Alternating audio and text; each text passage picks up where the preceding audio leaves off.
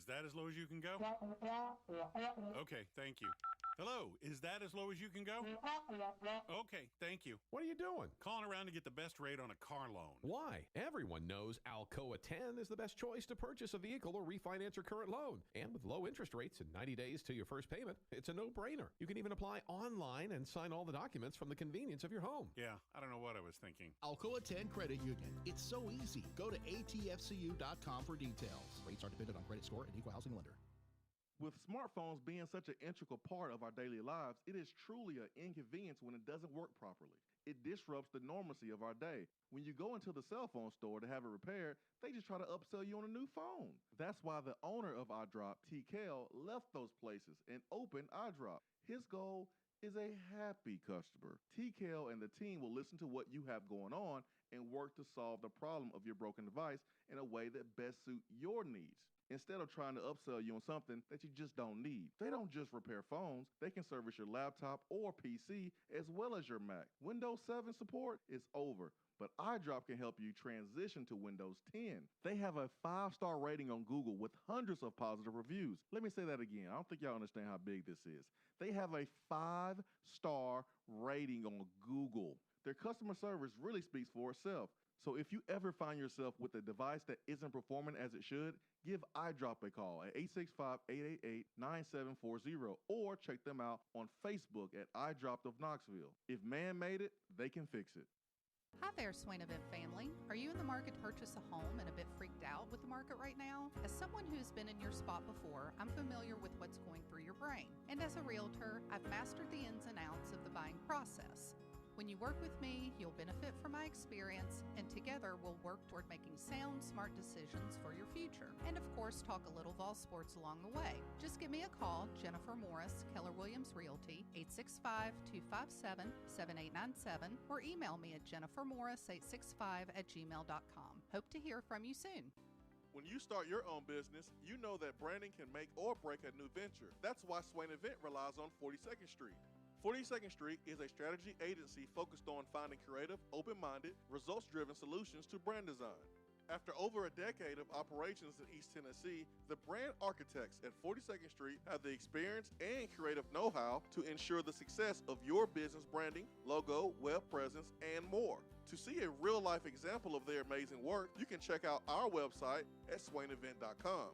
Don't trust the branding of your business to just anyone. Check out my friends at 42nd Street online at 42st.com or give them a call at 865-382-7007.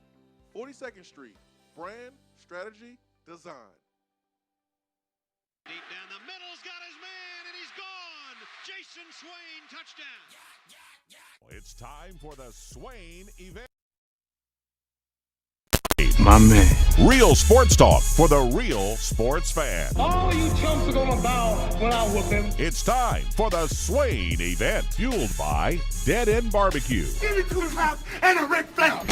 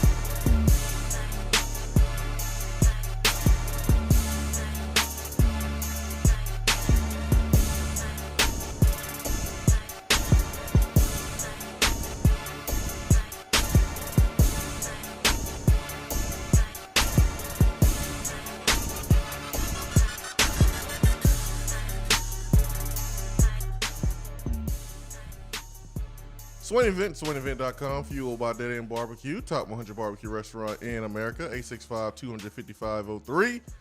Irish Networks hotline. Hope you are having a great Tuesday morning. It is the 9th of November, and before you know it, we'll be taking a break for Thanksgiving. Only 3 more games for the Tennessee Volunteers. Only 3 more games for the Tennessee Volunteers. Ben McKee, Jason Swain, live from the Low T Center studio. It ain't that cold in here, Ben. Huh? It ain't that cold in here. It's not. I mean, you all bundled up like you went to the game last night. I did. I was there spiritually. No, physically there. It's not cold up in here like that. Ben got his Steelers beanie on. He got a Steelers sweatshirt, and he has his terrible towel I'm just supporting the troops. for his runny nose. Well, I brought it in to wipe the tears off of Bear fans Oh, because their players do stupid things that cost them the football game. oh, no tears here, man. I knew what was going to happen, and actually, I'm good. I'm actually I'm not happy that we lost, but hey, man, I like what I'm seeing from Justin Fields, and I like where he's at right now. Just get him some coaching. And with a new coach and new GM next year, hey, man, things are going to be going in the right direction. So I'm glad Matt Nagy could come back from COVID in time to coach the Steelers game. golly. I mean, so many just stupid coaching decisions. College coaches manage the clock better than he does. Undisciplined. Using a timeout to ice the kicker when you're about to get the ball back and need timeouts with a rookie quarterback? I mean, what are we doing?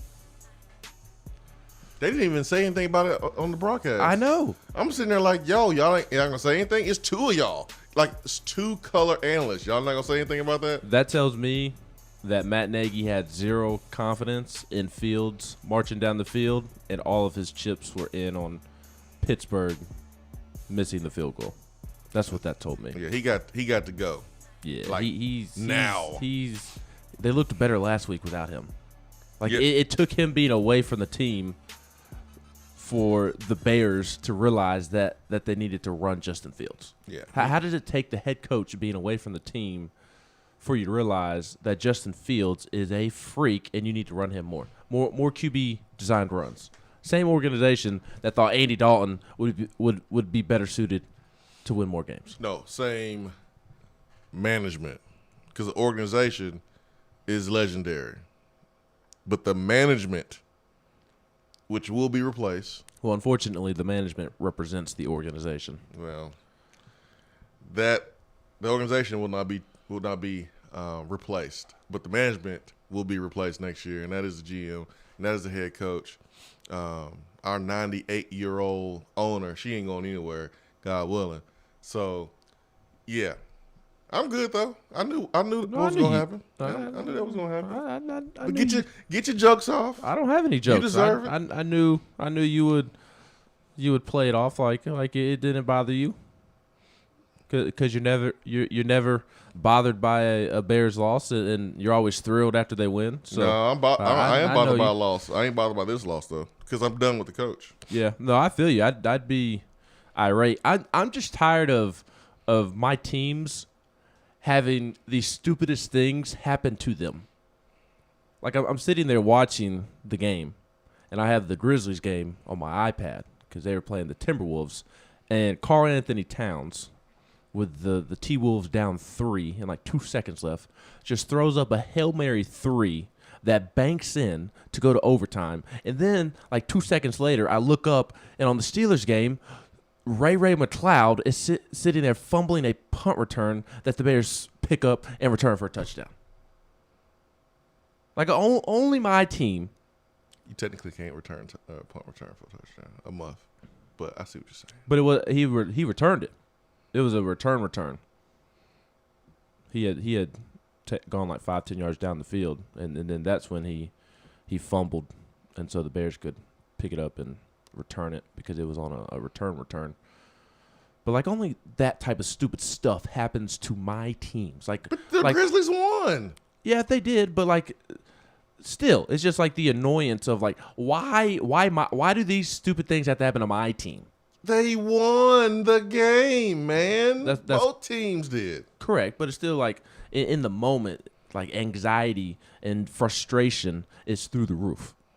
Like only my team needs to kick a 40-yard field goal because the kicker missed an extra point as he's coming back from concussion protocol. You need. He's already made 2 50-yard field goals in the game, but can't make an extra point, and it almost was the difference in the game, along with a stupid fumble on a punt return that was scooped up in return for a touchdown.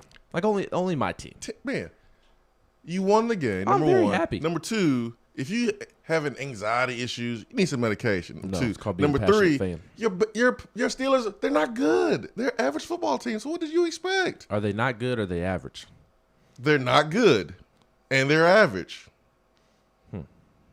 Not Weird good. Description. They're average, man. Don't get mad because you're a big time Steelers fan. I'm not bad. They're average. My team is below average. Your team is average.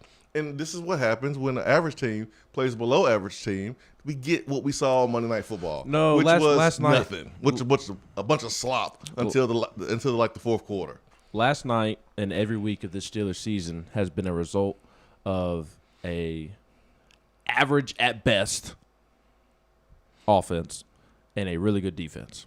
The Steelers defense will give them a chance to win every single game if it can stay healthy. And the offense is absolutely miserable to watch. It's a bad combination of Big Ben being washed, the offensive line being young. Ideally, when you have a washed old quarterback, you would like to have an offensive line that could protect your quarterback and be able to move the line of scrimmage and be able to run the football and take some pressure off of the aging quarterback, but not with the Steelers. I like the young Steelers offensive linemen, but they're young. They're a bunch of rookies up there, and they haven't exactly pieced it together. So it's an odd feeling watching Steelers games. You're frustrated when the offense is on the field, and you love it when the defense is on the field. So I love how you always spin it towards me getting all emotional just because I disagree that the Steelers are a bad football team. But they're not a bad football team. I didn't say they were bad. You said they're not good. Not good. That's not saying that your team is bad. No. Not good. And they are average. You have to listen. I just don't. When you say not good, that means bad. I mean, how else do you want me to interpret that? It's not that hard, Ben. If I thought they were bad, I would say they were a bad football team. But I'm saying they're not good, which not good means they are average. They're an average football team that their record says they're average. My football team is below average. We are not good as well. So both teams are not good, but your team is average. My team is below average. That's why we saw the game that we saw yesterday, with both offenses struggling at times, defense struggling at times, dumb mistakes, dumb penalties. This is why both teams are not at the top of the division and are basically at the bottom, because neither team, they're not good. Your team is average. My team is below average. I think that's pretty easy to understand. Pretty easy. Where's Dave Turner? I'm sure he's one of these two callers. I know Dave Turner wants to call in. Bring it on, Dave Turner. Where's Dave Turner? Let's get Dave Turner in here. I know he wants to wake up early. I know he set his alarm to call in and trash talk. Where's Dave? Is that Dave Turner? Dave Turner, good morning. Dave Turner. Good morning. Good morning, Dave Turner. How are you guys? I'm wonderful. How are you? I'm fair to middling. Huh? Kind of average. Are you average? Yeah, just a little average. So I was just wondering, I'm having a hard time finding stats.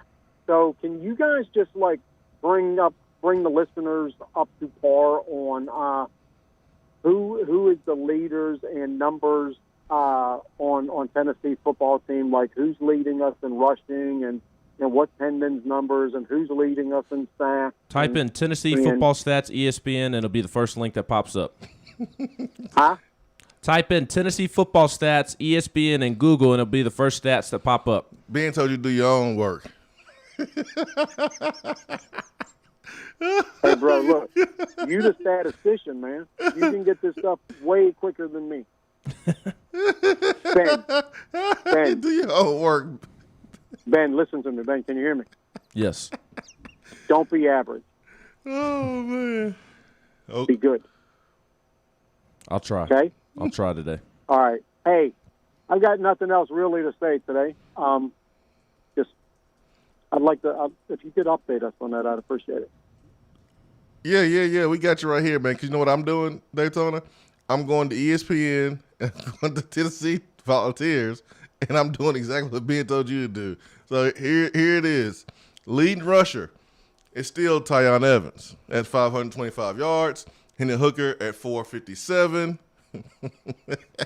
Receiving, Velus Jones at 36 receptions for 553, 5 touchdowns. He's averaging a first down and a half every time he touches the football at 15.4. Cedric Tillman is averaging 14.6 yards per catch, right there at a first down and a half. He has 525 yards on 36 catches and also 5 touchdowns. Javonte Payton has 6 touchdowns, 365 yards, 14 catches, and Hendon Hooker right at 1,900 yards at 1,894, 69% completion percentage, 21 touchdowns, 2 interceptions, 190 rating. There you go, Daytona. And if Hendon Hooker would have played a little bit longer, we can put his numbers right up against the Heisman Trophy candidates that play quarterback. But we always got next year, Ben. We always got next year. You know why we got next year, Ben? See, I caught Hendon Hooker. I caught him. On the Big Orange Countdown, Vince Ferrard interview with Hendon Hooker. Vince asked him about NIL and coming out with some merch. Some Hendon Hooker merch. And he said he was coming. Well, why would you want to come out with merch if you just leaving? So I can't wait to see that orange and white Hendon Hooker 2021-2022 merch. Can't wait to buy some. I think it'll match your shoes, Ben. Your Jordans. Oh, you know what shoes I have on today? Your Jordans. Whatever I felt like. You don't have any excuse that you got dressed in the dark because it's sunlight earlier now. Daytona. You got to Google Tennessee, ESPN, football, and the stats is right there. We can't hold your hand through this, Daytona. My team stinks. One thing I will say, we're not as worse as the Lions. But my team stinks. But I'm encouraged. I am encouraged by the play of Justin Fields. I am encouraged by Mooney. I am encouraged by some of our young players because I know we're going to have a new coach next year. I know it. And at the end of the day, good time for y'all to go get Eric Bieniemy. I like Mike Tomlin. I'm not going to let Daytona, I'm not going to let y'all make me dislike the Steelers because I like Mike Tomlin. I wish Mike Tomlin was my coach. Oh, please. I haven't said anything to you. The only thing that I've pushed you back on is your description of the word bad. I love Mike Tomlin. I wish Mike Tomlin can coach my football team. I'm just glad he could finally beat the Bears. He was 0-3 against the Bears. Hey, man. He's the fastest, one of the fastest coaches to get to. I gotta go look at it. I saw it on ESPN this morning. But he reached a certain number of wins faster than a lot of coaches that have coached NFL football. So he's hit a record. We'll have to research that. I have to look it up and put it on Attaboy today. But I wish Mike Tomlin was my coach. I'll just say that. All right, let's go back to the phones. We've got Steve in Georgia and then Will in North Alabama. Steve, good morning. Tough week for you, Steve. Good morning, Jason, and Georgia Hate Week. Yes. And I'm able to exude a lot of it down here, dead center in the middle of the state. Anybody that barks at me, anybody wearing that red and black, they automatically get some hate thrown at them. But here's my question. I've watched these Georgia Bulldogs, of course. Being down here, you get kind of they try to indoctrinate you into it. But anyway, that defensive line, I don't see how we run against that defensive line up the middle. How do you think that Heupel will prepare for a defensive line like that? Not saying that their defensive backs and linebackers aren't good, because we all know they got 5 stars waiting on the 5 stars who are waiting on the 5 stars. So I'm just trying to figure out, do we just like short game it, tight end over the middle, bubble screens? Is that how you loosen up a team like that and then hit them with the big shot downfield? Didn't know if you'd ever experienced any of that in your playing days, and kind of how your coaches planned for that, and was it successful? And I'll listen offline, man, and you guys are great. Thank you so much for entertaining me every morning. Hey, thank you, Steve. I can't say I've experienced, this type of matchup where our offensive line is going into the game, severely undermanned. But I have seen Tennessee in the last decade go into games where we have been severely outmanned. And I have noticed our game plan. And it's a game plan that is universal when you're going up against a team that has a dominant front like Georgia. And so, and Georgia knows this is coming. They know it's coming. But be prepared, Ben. Be prepared to see Josh Heupel use every blade of grass from sideline to sideline. So you may see a screen to the right and then come back with a screen to the left and then come back with something wide to the right. We want to get those linemen moving from side to side. We want those guys breathing hard. So you mix that in with a tempo. We'll see how big boy in the middle, see how conditioned he is in November. We'll see. We'll see how those big boys are. They're really good. They're real talented. They'll be playing at the next level. Hopefully they'll be playing for the Bears, to be honest. Because we need some more big boy help. Yes, but on the other side of the ball. Yeah, we need all the big boy help. We need all of it. Offensive line, defensive line, bring it on. But when you look at Georgia's front, they're legendary. Jordan Davis could have went to the NFL, but he decided to stay. He'll be a first-round pick. But you got to get those guys moving sideline to sideline and with the tempo. That's how you beat these guys. Tennessee presents a challenge to Georgia that they have never faced. They haven't faced this year. And that is the tempo. That's our shot. That's our shot. Now, you have to win on first down. You got to get a first down. You have to get the first down at the beginning of every possession. That is your chance. Three and outs, you have those, you might as well pack it in and go get ready for homecoming. Go start pre-gaming. Go get the beer pong table set up. 3 and outs will kill you. But let's go back to the phones. Yeah, Will in North Alabama. That sounds like Huntsville. Will, are you in Huntsville? Close enough, man. I'm in a little town of Bridgeport, Alabama, so I'm about 30 miles north of Huntsville, or about 45 miles. Hey, man, we know Bridgeport. We drive through Bridgeport on our way to God's country. Hey, if you blink, you'll miss it, cuz. You right about That's that. for sure.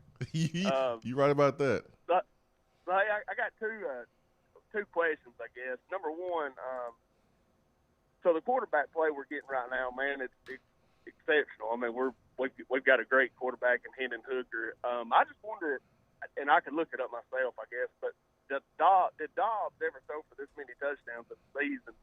Obviously we haven't since him. Garantano, none of the quarterbacks we've had recently threw for this many touchdowns and been this efficient. So if you could touch on that, and also which is a big if, Tennessee could pull the win out against Georgia and win out, what kind of bowl game do you see us going to? I'll hang up, listen, guys. I appreciate what you're doing. Ooh, that's a good one. That is a good one.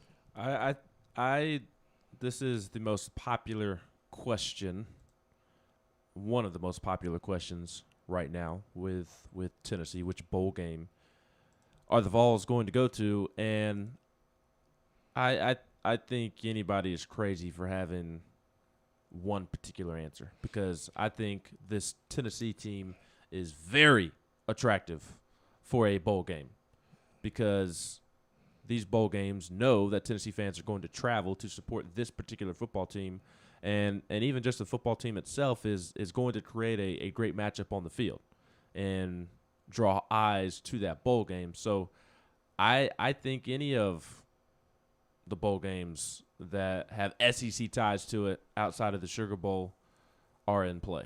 I think the Music City Bowl is possible. I think the Liberty Bowl is possible. I think the Florida Bowls are possible, whether it be the Citrus Bowl. I don't think Tennessee would get the Citrus or the Outback. I think that they would need to beat Georgia in order to get to that level of bowl game in the state of Florida. But I certainly think it's not completely out of the conversation. I think Tax Slayer, or whatever they're calling that bowl this year, seems like they change the name every other year. But I think that's certainly a possibility. Maybe the Belk Bowl over in North Carolina is a possibility. Does the SEC send Tennessee to the state of Texas for the Texas Bowl, which is in San Antonio, where they play the Army All-American game? I don't think the SEC has a bid in that one. They do? Mm-hmm. Did that change? That's a newer one. Unless it changed I'm good this on offseason. Yeah, I'm good on that. Because they've been putting LSU in that bowl game like the last couple of years. Okay. Texas or Arkansas was in it as well. I don't know that they would send them all the way out there. This is what I think. This is what I think is gonna happen, Ben. Tennessee's gonna be a very popular team when it comes time for the bowl selection. That's all I know. 7 wins. I don't think Liberty Bowl or any bowl in the state of Tennessee is gonna be in play. Music City, because Tennessee outplayed it. Yeah, if we're at 6 wins, yes, those two. But remember, Tennessee, even going 6 wins and 14, got a bowl in Florida. So I'm looking at a bowl in Florida, or possibly like the Belk Bowl, something like that.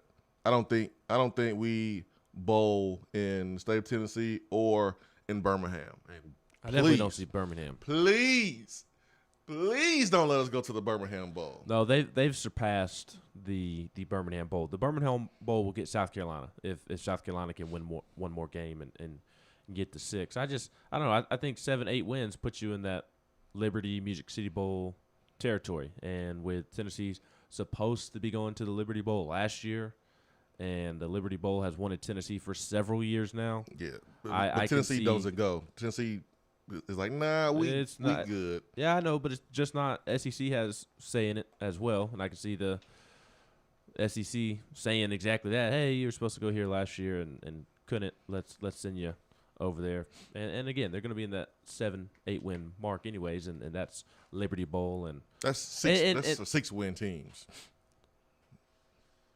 That's the 6 win teams. Liberty Bowl is for like the bottom tier of the SEC, like Birmingham Bowl, Liberty are the bottom 2, and then you have Music City, and then you have you got the Belk, and then you have Tax Slayer, and then the rest of the bowls. You did mention the bowl in Texas, but like there were so many times that Tennessee was bowl eligible, and the Liberty Bowl wanted Tennessee, and then Tennessee kind of used the Liberty Bowl as like last resort, like a fallback, because you want to be in Florida. You want our fans to be in Florida. You want our players to be in Florida. You want to reward them. No offense to Memphis and the Liberty Bowl, because I love Memphis. It's great. It's a great city, but we talking like the beach, and we talking more money payout wise.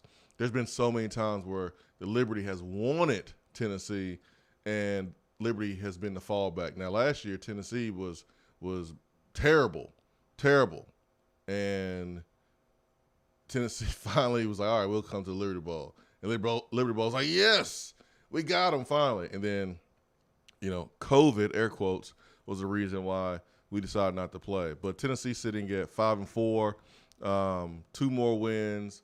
I just do not see Liberty being in Tennessee's future. Now, Music City, that's happened before. That happened Derek Dooley 1 year. It happened with Butch 1 year.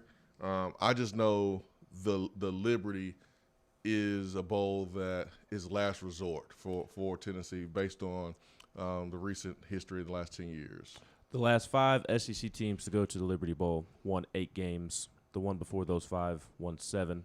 I think Liberty Bowl is a I'm talking about Tennessee, though. Tennessee is different. Tennessee's relationship, like Tennessee gets to go to certain bowls, not just because of the record, but because of the fans being able to travel. This is why even winning 6 games in 14, we went to Florida and went to the Tax Slayer Bowl. You can make the argument that you should have went to the Liberty Bowl, you should have went to the Booty Bowl, or the Birmingham Bowl. But there's 3 factors that you have to consider here. It's the record, it is the fan base, because bowl games want to make money. They want a good game, but they're in business to make money, and they make money when fan bases come and do business with their partners that are sponsoring the game.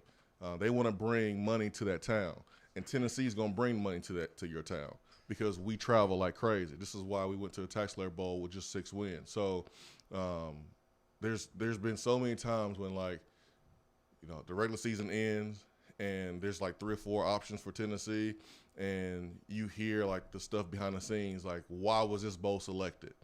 Because it's really different from every school. We saw where Tennessee complained about. No, we did it to Kentucky. I think we did it to Kentucky, where we complained about being in this one bowl, and we thought we were going to play Louisville, and then it switched last second, and we played in a different bowl because Tennessee has that power. We have the ability to go, no, we want to go to this bowl because our fans, in this case, this year, our fans, our record, and then also it's going to be our offense and our style of play that's going to be very, very attractive to a bowl game. So, my opinion, I'm not saying you're wrong. I just don't think Liberty is going to be in play.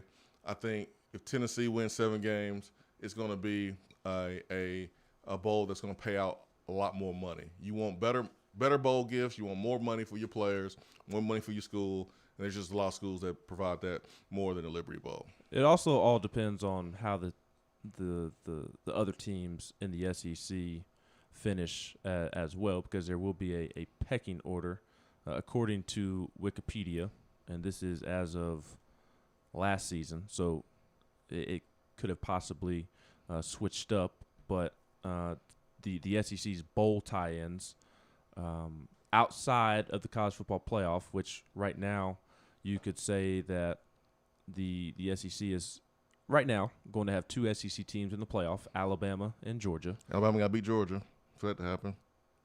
Yeah, that's true. I forgot about that, honestly. Yeah, if Georgia beat Alabama, it's a wrap for Alabama. Yes, and if that happens, I guess Alabama would go to the Sugar Bowl, and then the first non-Alabama team in the SEC would go to the Citrus Bowl, which A&M, Auburn, Ole Miss, Kentucky, I think are all options for that. Then you've got the Outback Bowl, which again is I think those 4 teams that I mentioned. I think Ole Miss, Auburn, A&M, and Kentucky. Yes, Kentucky, because they'll finish with 9 wins. Not evaluating them as a team, but more so just referencing the fact that they're probably going to finish with 9 wins and get one of the better bowls than Tennessee. That's 4 teams not named Alabama or Georgia that I think will be higher on the pecking order in the list of bowl selections. And those 4 teams, again, Ole Miss, Auburn, A&M, Kentucky. That's my opinion. And that brings the Gator Bowl, Vegas Bowl, Outback Bowl, and Citrus Bowl. I think that likely eliminates all those options for Tennessee, which leaves the Music City Bowl, the Texas Bowl. The Belk Bowl is now called the Duke's Mayo Bowl, Oh, yeah, I forgot about that. That's the game played in Charlotte. I like the Belk Bowl better. And then the Liberty Bowl. So I think Tennessee will end up with one of those four: Music City, Texas, Dukes Mayo, or Liberty. You know what's going to be interesting is you got LSU that's 4-5. Can they go get 2 more wins? You have Florida that's 4-5. They'll get 2 more wins. You got South Carolina that's 5-4. And so Tennessee's going to be, in the mix with those teams. But I'm telling you. Should be ahead of those teams, though. Yeah, but I'm telling you, Tennessee fans will be the reason why we get into a better bowl than the other guys. Yep, that's why I said off the top that, hey, I don't know really what bowl Tennessee's going to go to, but it's going to have its pick of the litter or have a large say because bowls are going to want to have this Tennessee team. No doubt. To answer our question from Will about Dobbs' touchdowns, he had 27 in 2016. He had 12 interceptions. So right now, Hendon Hooker has outplayed Josh Dobbs' senior season as far as touchdowns and interceptions. Now, Dobbs did have 2,900 yards, almost 3,000 yards, 2,946. So as far as yardage is concerned, Dobbs has about 1,000 yards over him, actually more than that. So Hendon, he can get that in the next 3 games. I think he can pass Dobbs on the single season touchdown list. Oh, yeah. Hendon's at 21 now. You just mentioned that Dobbs had 27 in 16 to tie Crompton 27 in 09 and Casey's 27 in 03. What's that? How many? There's 4 more games? Yeah, 4 more games to count the bowl. I mean, even if he throws a minimum of 2 a game, that's 8 left. So that I think he can get to 30. Yeah, yeah. I think he can get to 30, have a big game, 2 big games against Vandy and South Alabama, and then a touchdown or 2 against Georgia, and then 2 or 3 in the bowl game, and he's up there for either passing Ainge for 3rd, who had 31 in 07, or right behind Ainge for 4th with 29 or 30. I'm calling my shot today. He will have 4 against Vanderbilt. I don't know. I'm not going to call my shot for individual game, but I'll call my shot and say that he gets to 30. He's at 21 now. I'll say he gets to 30 at minimum, which would be 4th best single season passing touchdowns wise in the school's history. He passed Peyton Manning's 1996 season this past weekend. So go ahead and prepare yourself for the Peyton Manning Hendon Hooker graphic on CBS this weekend. Ooh, like Garantano, like ESPN Peyton wanted to do with JG and Peyton Ooh. with the completion percentage.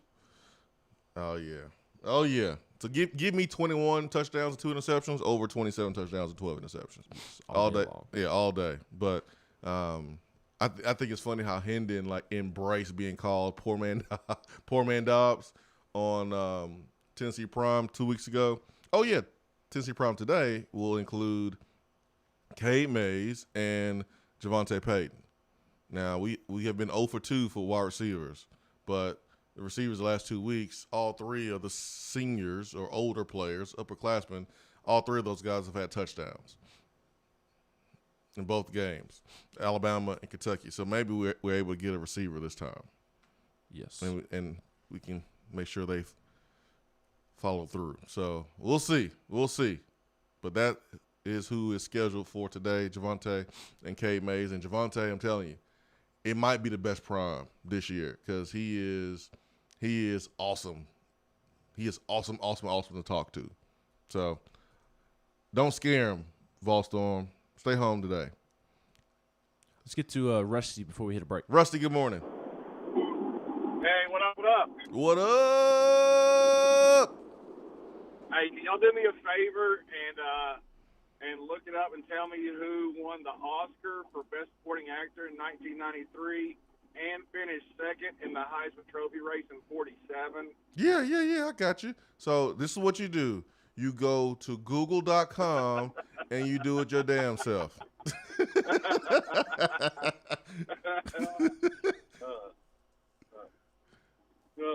Man, that was brilliant, man. Loved it.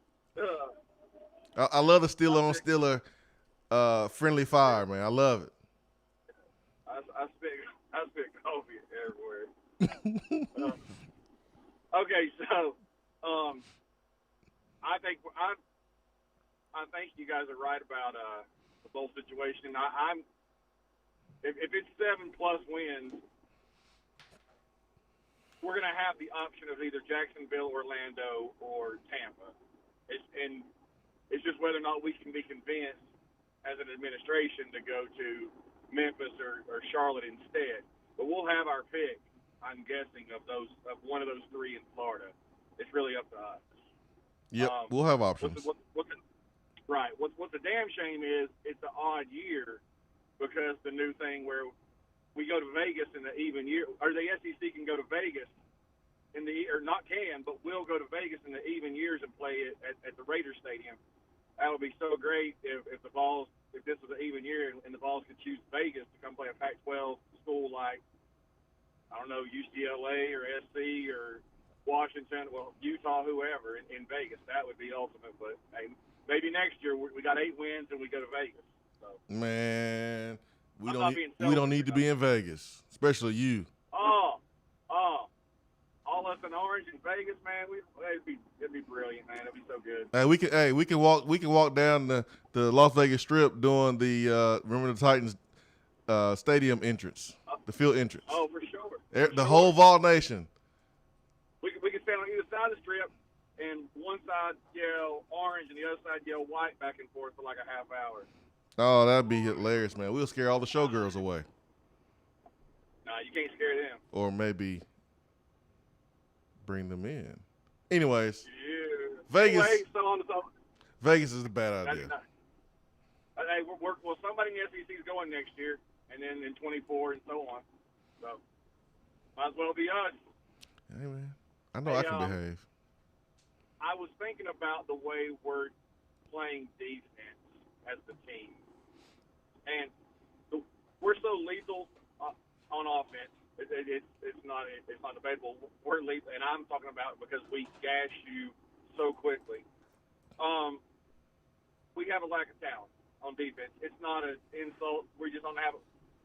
We got some good guys. We got, Barron and Young. Those guys are good. We need 3 or 4 of each of them for depth purpose. I mean, when we were great, we didn't have Leonard Little. We had Leonard Little, Sean Ellis, Jonathan Brown, Will Overstreet. We had guys on top of guys on top of guys. We have to get back to that. Facts. We just need depth. We need more.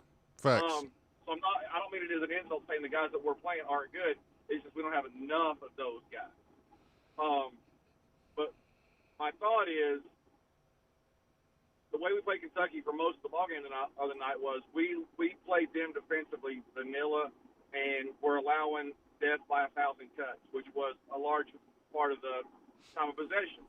And I was just wondering, since we're so lethal and we're going to score almost every time we get the ball, wouldn't we be better off on defense just to say we're going to call 0 blitzes, or we're going to bring 6 most of the time. Sometimes we'll bring 7. And if you gash us or you hit us for a big play, so what? We get the ball back faster, and that just gives us more opportunities to have the ball. And we might turn you over every now and then by being more aggressive and bringing 6, bringing 7, doing some exotic stuff on defense. Any thoughts? Rusty, I thought we have been doing that. I think a lot of it, a lot of our tackles for loss have been because Tim Banks has been aggressive. You tried to be aggressive in some time, in some cases against Kentucky, but I think we have to kind of give those guys credit for picking up the blitz. I mean, they picked up blitzes, and when you have guys that look like they're open, wide open, and you see holes being, the size of, tunnels, that usually means that a team brought pressure and the offense did a good job of picking it up and took advantage of those voids that were created by the defense coming. When you see the ball being thrown in tight windows, and there's a bunch of windows, usually that means there's 7 or 8 guys dropping in coverage. I think Tennessee has been aggressive, and I think Tennessee's going to have to be exotic and mix up a lot of things this weekend. You can't do one thing continuous. You have to mix it up. You have to change it up. You have to keep Georgia's offense off guard. They can't know what you're doing, because once they know what you're doing, they can adjust. If it's 3rd down and 5, 3rd down and 6, and they know that 75% of the time you're going to bring the blitz from the field, then this week of game prep, that's what they're going to be preparing for. And so they have a hot route built in, and they'll hit you with it. So you got to do some things that they haven't seen on film much of, which is hard to do at this point of the season. But you got to do some different things. You got to mix it up. And this is why it's important to have smart football players. Not football players that make 4.0s in the classroom, but smart football players. Football players that have intelligence, because the smarter they are, the more they can handle, and the more they can handle, the more exotic that you can be defensively. You can adjust. You can disguise. The mental capacity can handle a bunch of different things thrown at you, so that way you can throw it at the opponent. So this is a big week of practice for our defensive guys from a mental standpoint. Because physically, it's going to be a demanding game, one of the most demanding games of the season. But mentally, how much can Tim Banks throw at these guys so that way we can be exotic, we can confuse the Georgia offense? Hour number 1 is brought to you by Hiller Plumbing, Heating, Cooling, and Electrical. We'll take a 7:47 break here on the Swain Event. Stay with us. It's Red Plastic Cop with some big news for you movie-making, content-creating video superstars. Show your mad skills and create a video of why it's so important to keep Tennessee litter-free. It's the TSSAA No Trash November Student Video Contest, sponsored by Nobody Trashes Tennessee. Go to NobodyTrashesTennessee.com/TSSAA for details. High school and middle school students can submit their video and receive scholarships and prizes provided by TSSAA. Word, peace out. Is that still a thing? Am I being too cool for the school kids? Just asking. Cheer on your favorite team with the best barbecue around. Check them out online at deadendbbq.com. Dead End Barbecue. The search is over. Litter is a big problem in Tennessee, but together we can do big things. We can make our cities, our waterways, our roads cleaner and safer. The Tennessee Department of Transportation is committed to reducing litter in our communities, but we need your help to do it. There are over 100 million pieces of litter in our roads at any given time, and it costs TDOT about $19 million a year just to clean it up. The first step to keeping Tennessee beautiful is to rally behind these 3 simple words: Nobody Trashes Tennessee. Join the Nobody Trashes Tennessee movement at NobodyTrashesTennessee.com. Out-of-town law firms have been swarming into East Tennessee lately. Firms from Memphis, Chattanooga, and Birmingham have stormed into the area. Wouldn't you rather do business with a local law firm? You know, a true neighbor. Marcos Garza and the pros at the Garza Law Firm are just that. They are our neighbors and friends that support local causes year-round. The Garza Law Firm works to serve you professionally on criminal matters, injuries and accident matters, and Social Security and disability filings. The Garza Law Firm is here for you at GarzaLaw.com. The Garza Law Firm. Let us help. JC's Tree and Landscaping Service specializes in quality tree work done at an affordable price. Trimming and removing trees are their specialty. They also offer other services like land clearing, stump grinding, crane services, and all of your basic landscaping needs for both commercial and residential. JC's will give you a free estimate and beat any written quote by a competitor to guarantee that you get the lowest price around. Don't risk your land with a fly-by-night service. JC's Tree and Landscaping is licensed and insured. Give them a call at 865-599-3799. Hey, it's Men's Health Month, so make sure to get all your levels tested with a comprehensive annual health assessment at Low T Center. They exclusively specialize in men's wellness. Low T Center now offers monitored self-inject at-home testosterone treatments for just $155 a month, self-pay, or is covered by most health insurance, and they ship directly to your home. Go to lowtcenter.com now to book your appointment. That's lowtcenter.com. Low T Center, reinventing men's healthcare. I just wanted to come by and congratulate you on the great work you've been doing. I like your style. You remind me of a young me. Failure is not an option. That boy is good. Always remind yourself, nobody built like you. You design yourself. Attaboy. Attaboy is brought to you by Made in Tennessee Business Fiber Internet from Iris Networks. Find business solutions for you at irisnetworksusa.com.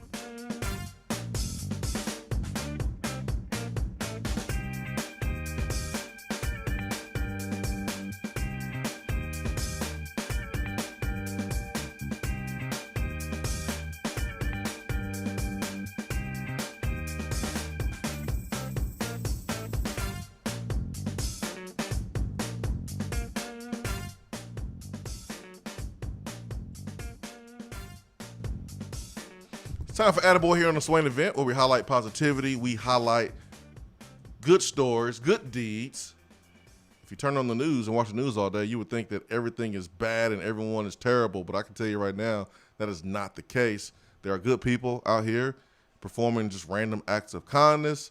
They are good stories out here that are highlighting good deeds, and so we like to bring attention to just good work. And today is no different.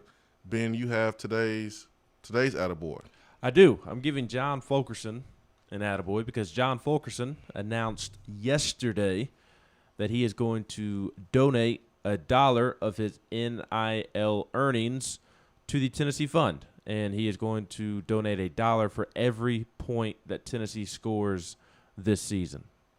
Tennessee's point total or his point total? Tennessee's point total is the way that I read it.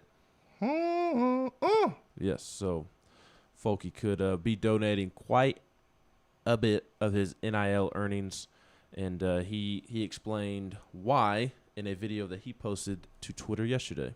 Hey Vol Nation, Folky here. I've asked for this opportunity to share some news I'm really excited about. This year, I've been very blessed to capitalize on some great NIL opportunities. And those opportunities would never have been possible without the amazing support I've received over the last several years from so many people across the athletics department and campus. With our season about to begin, I really felt called to give back. So I've decided to pledge $1 to the Tennessee Fund for every point our team scores this season. We've got a bunch of freshmen on this year's team, and this feels like a great way for me to reinvest in them and their future. I want to do my small part to make sure their time as Tennessee student athletes is every bit as special as my experience has been. So I hope we can count on you to feed the floor and power us to a ton of points this season. Thank you for all you've done to make my Tennessee experience extraordinary. Now let's make this season special. Ooh. John Fulkerson being John Fulkerson. So which I anticipate us to score more points than last year, but last year Tennessee scored a total of 1,941 points. So 1,941 points is what Tennessee scored last year. 71.9 points per game. So this team should be better than 18-9. Should be better than that. So let's get this thing up to $2,500. Let's get a $2,500 donation from Folky to the Tennessee Fund. That is awesome. That is awesome. That is great stuff right there, man. And that's what Tennessee is all about.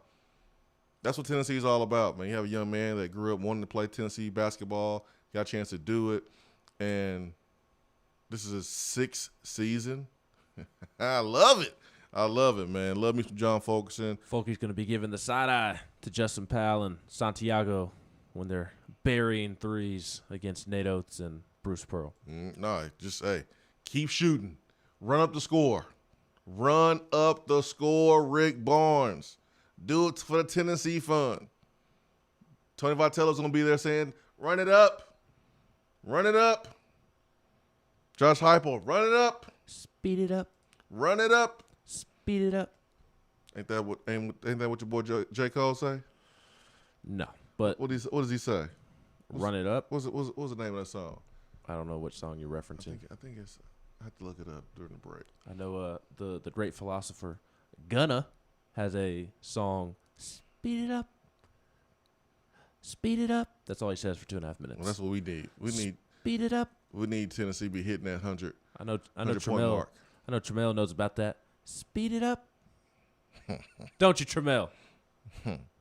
Let's get to the phones.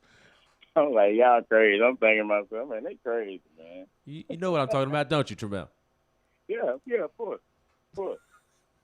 No. J. Cole the truth, man. J. Cole is Counted Up. The song ATM. Yes. So Count It Up. Count It Up. That's the name. That's the name of the song. But Count It Up is what he says in that song. Or you know about that one song where you know at the end of that one song where he say this would be my new ad lib, where he started changing his voice and stuff. You know what I'm talking about, Ben? On his old CD, not his new CD. I can't remember the fun name of the song. But man, how y'all doing, man? I'm good, man. I'm well. How are you? Tennessee basketball starts tonight. I'm great. Yeah, I know, right? Yeah, that's exciting, man. Like all these wins, like that's crazy. When you got that stat about us just wiping Kentucky and everything. You know what I'm saying? And just how Tennessee is just winning at everything right now. It's just fun, just hearing all this goodness up on the hill, man, and us talking about what bowl game we can basically pick. And I'm with y'all, man. Like I think we'll leapfrog Florida and Kentucky if there's a chance for those bowls. I mean, because they picked the teams, right? The bowl selection picked the teams, right? Yeah, So, and then the it's school. like I know it's numbers to it, like for first, second, and third and stuff like that. But when it gets down to like third and fourth, I think the bowls have that opportunity to be like, yeah, son, I'm on this team over here. Yeah, and the school has the opportunity to pick too. So it's a conversation between the SEC, the bowl, and the school. Right. So yeah. Another thing, man. This is a new experience for Tennessee. I mean, like I've always said, I wanted this. Like, I think when we was looking for a coach and Drinkwitch was. You remember when they were talking about Drinkwitch, and I was like, man, I would like that at Tennessee, just that that high pace, because we've never had it here. You know what I'm saying? So we've got that here now, and it's a new experience. Like the defense part of it. Like, couldn't we? It's just an opinionated thought. Like, wouldn't this be attractive to some defensive players as well? Like, I mean, being like, okay, yeah, we on the field a long time, but I'm gonna be able to showcase my skills. I mean, I don't know. I like to look at things glass half full sometimes, but I can see that helping. I can see that helping a lot in recruiting. You know what I'm saying? Yeah, I think. Yeah, Tramel. I think defensively, Tennessee should be able to go out there and get players. And thanks for the phone call, because number one, you're gonna be coached by Rodney Garner if you're up front.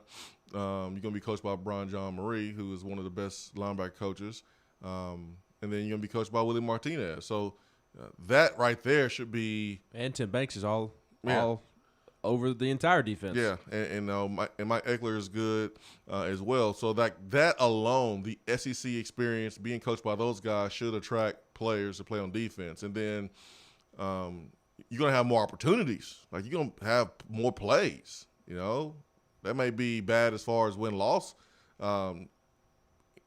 recipe, but you're going to have opportunities to make plays. And if your offense gets up, like, think about how fun it was when you got up against South Carolina in Missouri for our pass rushers. It's pinning your ears back.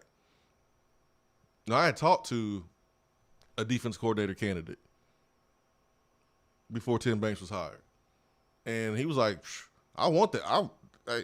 Some people don't want that job. Some people fear away from that. Some people shy away from that. But I like that. Because we get to play aggressive. Our offense is playing aggressive. We get to play aggressive. We get to pin our ears back when we're up. So, yeah, I mean. The one thing I really think Tennessee's going to be able to sell defensively when it comes to the transfer portal, playing time. That too. Playing time is going to be the most attractive thing for transfers on the defensive side of the ball, in my opinion. That's right. That's on why top of the coaching and the culture and playing in the SEC. That's why I'm looking at folks who hit the transfer portal like,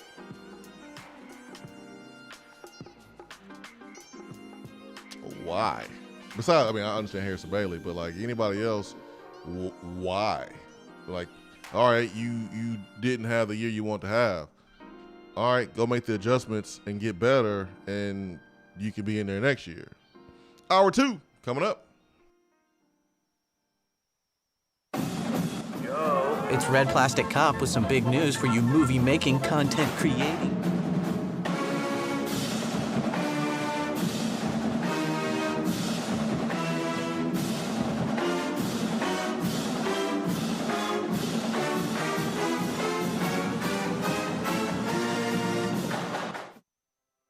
Business is still moving forward despite our work location changing and supply shortages affecting a number of different areas. Office furniture is not immune to the halt in the supply chain. This is why my friends at Office Furniture Outfitters has purchased desks, chairs, and tables in bulk to provide you with in-stock options for your place of business, no matter if it's at the office or at your home. Office Furniture Outfitters is the local supplier of Herman Miller, and they keep Aeron chairs in stock.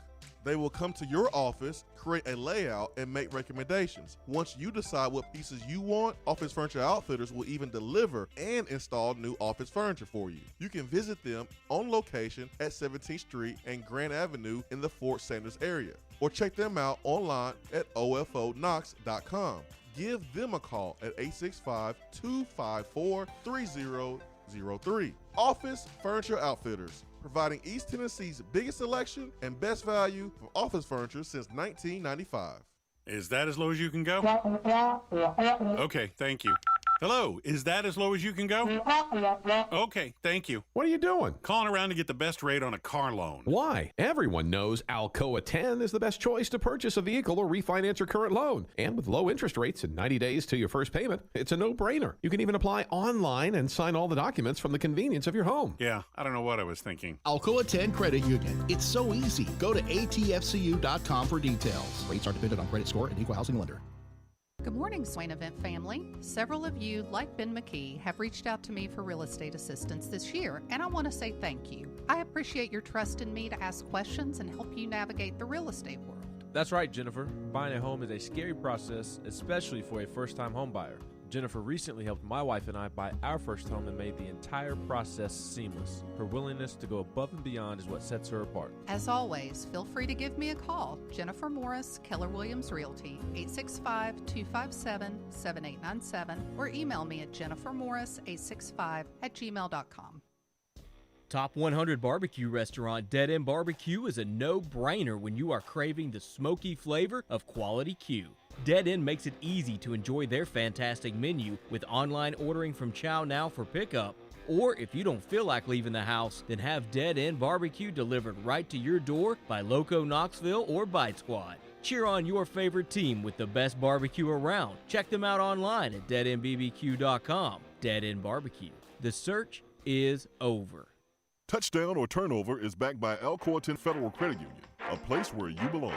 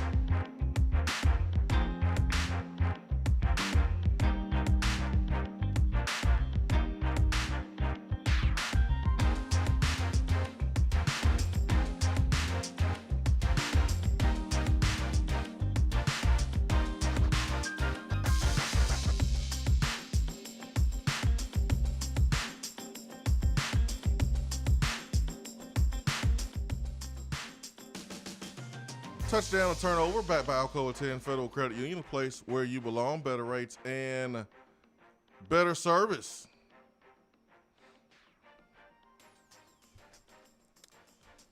Yeah, I'll change it up for you, Ben. You mean change it up for you? I'll change it up for you, Ben, for touchdown turnover. You just say the word, Ben. You just say the word. Touchdown turnover is backed by Alcoa 10 Federal Credit Union, a place where you belong, better rates and better service. I'm asking you, Ben, do you want me to change it up for you for touchdown turnover today? Just say the word. Absolutely. Just say the word. Change it up. Touchdown turnover. There will be a good turnout for this weekend's game, Tennessee, Georgia, on SEC Nation and their show Saturday morning, Marty and McGee.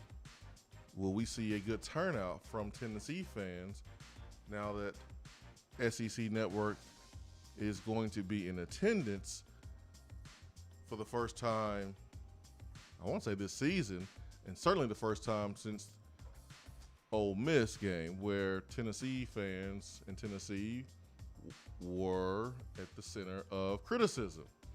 I've seen some folks not happy and don't want to go to support. Do we see a good turnout, touchdown turnover? I've seen those comments as well. Not a ton, but I have seen the boycott SEC Nation conversations. Well, I guess it depends on what is your definition of a good turnout. Mm-hmm. I think everybody's definition is obviously to different. their standards or their desires. I think so. Think so? I think so. I mean, it's Tennessee fans. There's a bunch of them, and I just think with the game being on 3:30, this show starts at, it's a 2-hour show, right? So it starts at 10. I mean, people were on campus at that time, and I realize Ayers Hall isn't all that close to G10, other areas on campus where people like to tailgate. Even going towards downtown, you have those parking lots across from World's Fair Park and next to that beautiful church right before you pass over on Henley Street Bridge. Those two parking lots right there. I know people like to tailgate there as well and walk over from downtown. So just with everybody being on campus fairly early for a 3:30 game, I think campus is going to be buzzing. I say touchdown. I think there will be a good crowd. It's something that parents can take their kids to, and I mean it's Tennessee fans. Tennessee fans do it better than anybody. They're going to show up, and I think it'll be a nice crowd for sure. There will be some that I have no doubt in my mind will quote boycott it, and I don't necessarily blame those folks, but I think ultimately there's so many Tennessee fans that there will be a good turnout. Yeah, the 2 times that I've been on Feinbaum when he was on campus, and maybe it was just me, I didn't think the crowd was big as it could have been. Now, maybe it was a time, maybe I went on during the slow times, I'm not sure, but I think SEC Nation will have people out there. I'm not confident that Marty McGee is going to have a lot of people out there. I hope they do. If anything, they should more than SEC Nation, because Marty McGee, Tennessee alum. I mean, not Marty McGee, but Ryan McGee is a Tennessee alum. Marty Smith, I know folks are upset about him deleting his tweet from a couple of weeks ago during the Ole Miss game, but he's always been very complimentary of Tennessee. Put together an awesome feature on Hendon Hooker. I believe he tweeted something out on Saturday night, hyping up Tennessee as well. So I think they should get a nice crowd, more so than the SEC Nation. Yeah, But I feel you. I think they should. I'm not someone that's going to sit here and boycott and all that stuff. Like I don't care that much, to be honest. But and I won't have time to even go anyways. I won't be going anyways. But do I think it'll be a good turnout? I think they'll make it look like a good turnout. TV you have the ability to make it look like it's bigger than what it really is. But I think there's some fans who are not so happy about that energy a couple weeks ago from that side of things, and I don't blame them. Let's go to the text box. Can I say something real quick in terms of the crowd on Saturday? Mm-hmm. Danny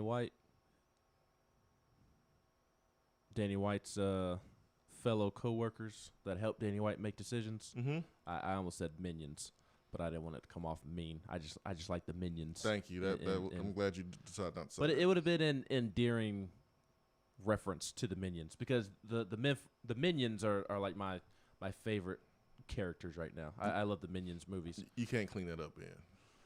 Whatever. Danny White and your coworkers that help you make decisions. Administration.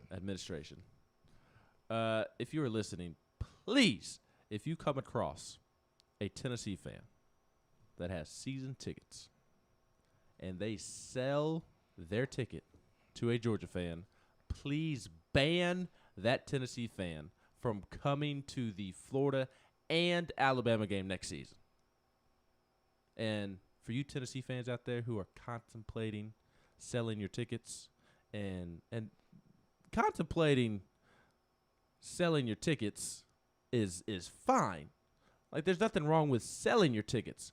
Just don't sell them to Georgia fans.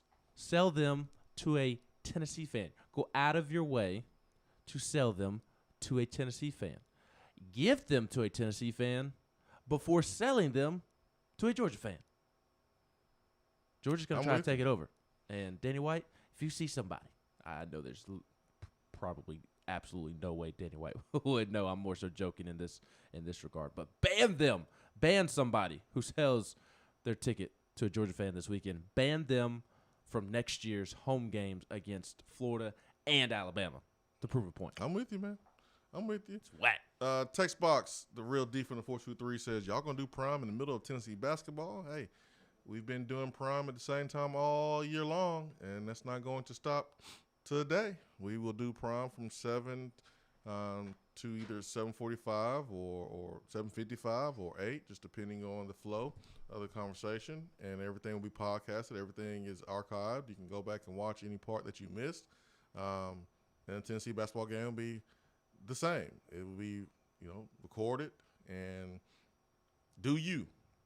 We giving people options, and we've done that from the start of this season. We've given the good people content, and you decide when you want to watch it, how you want to watch it, where you want to listen to it. So yes, the show will be at the same time. You got to be consistent there. J.D. Vol says, I think Hooker is no longer considered a poor man's Dobbs. Nope, I wouldn't call him a poor man's Dobbs. It is remarkable how their style, particularly running the football, reminds me of one another. I mean, I sit there every week and watch Hooker run around on that field, and in the press box, whoever is sitting next to me, typically at home games, it's always Mike Wilson and Austin Price. And I always say to them, man, Hooker looks like Dobbs running around out there. And then in the second half against Kentucky, sitting next to Matt Ray, and Hooker had some incredible scrambles. He had one scramble where he made 4 guys miss. And they weren't like 4 missed tackles, but they were like 2 guys who had a beat on Hooker and were about to go in for the tackle, and he made a little move to where they were no longer in position to make a tackle. He's just incredible. And the way he contorts his body when he runs and makes moves, it's so similar to Josh Dobbs. Yep. And I said last night on our VolQuest Monday Night Chat, I would love to see Dobbs in this offense. Like how because somebody was asking, would you rather have Dobbs or would you rather have Hooker? And I didn't give an answer back. I gave a question back. My question back was, what would Dobbs look like in this culture and in this offense? I would take either. I don't really have a preference on one or the other. I don't want to split hairs and pick one or the other. Yeah. I really like both. Yeah. The only thing I'd say is Dobbs' sample size is a little bit bigger. Yeah, and we know what the stuff he had to deal with. 865-255-03.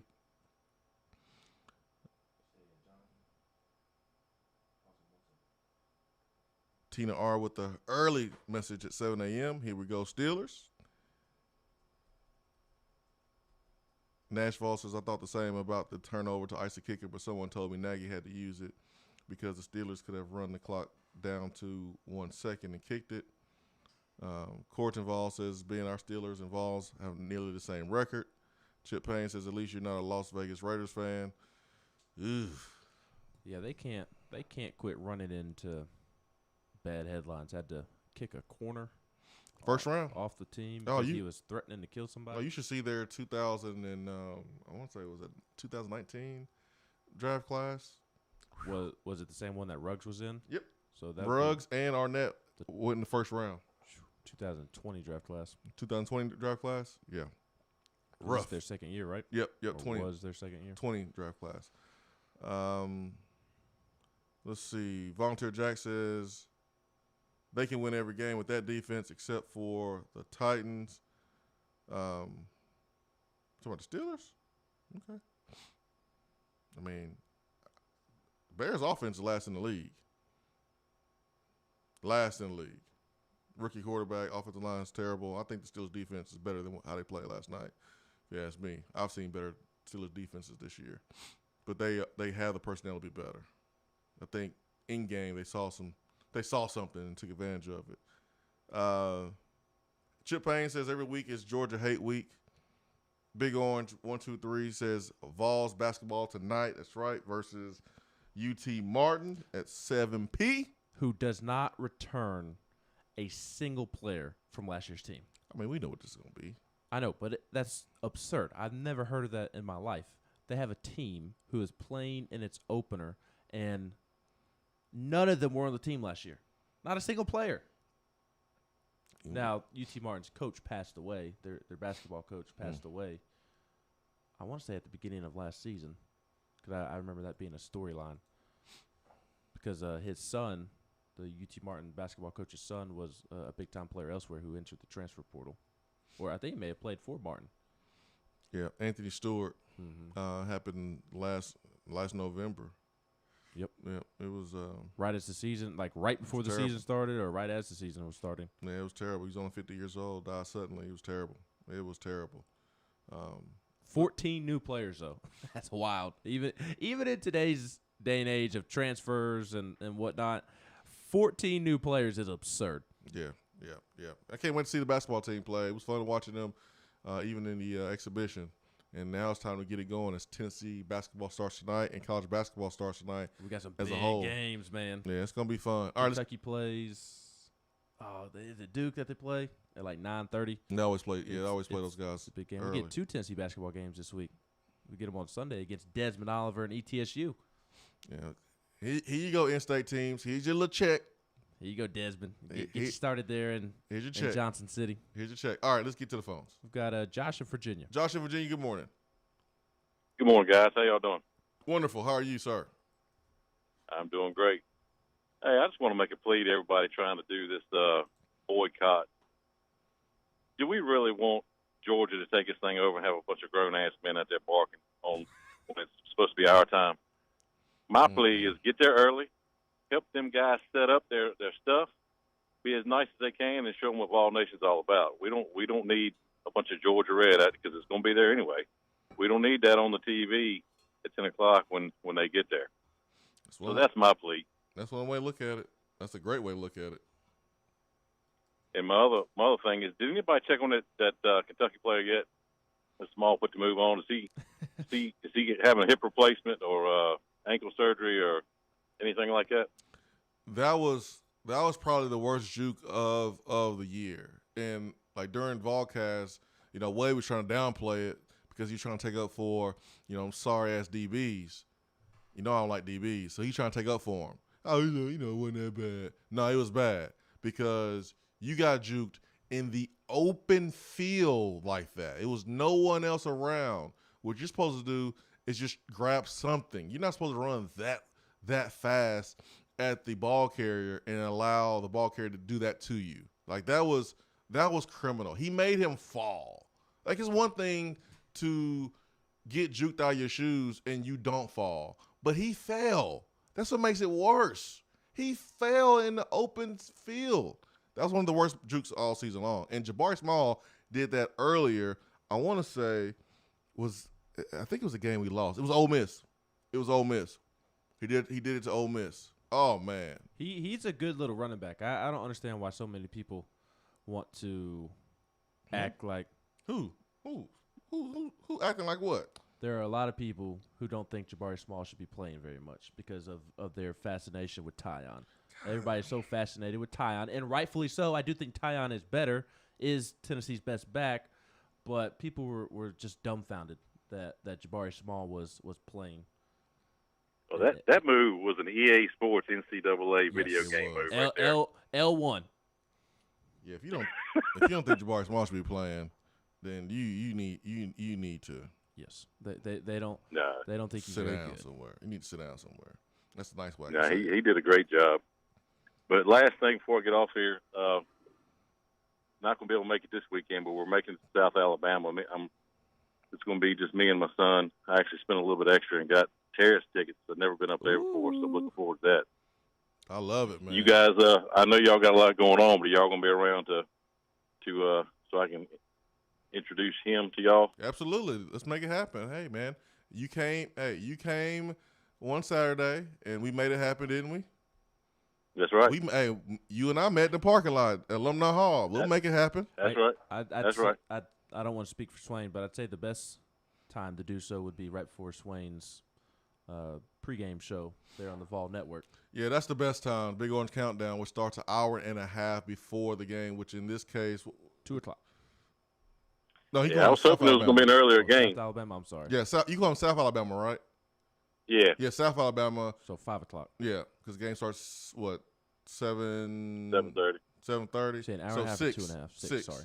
So 6 o'clock. There we go. 6 o'clock, Big Orange Countdown, Vol Network for South Alabama. I'll be on stage, but I'm usually there about 30 minutes before. So 5:30, 6, that is the perfect time to meet up.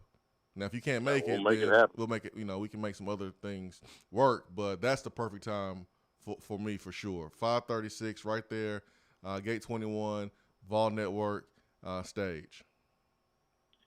Sounds like a plan. I was hoping it was going to be an earlier game, but we'll take what we can get. I know, right? I don't know why that game is at night, but hey, light show is what we'll get. Well, it should be fun for him. Hopefully, he's not really into football, so I'm hoping this is going to spark his interest. So, hope so. I appreciate you guys. Y'all have a good one. Hey, thank you. I want to take my kids to that game. That was the hey family, let's go to this game, because I thought it would be like a noon game, but no. Because you want to watch Jake Bentley play against Tennessee. He plays for them. He's their quarterback. How old is he? Old. He is the John Fulkerson of football. They have a big game this week against Appy State. Also, shout out to Dale Jones, taking care of little old Butch over the weekend.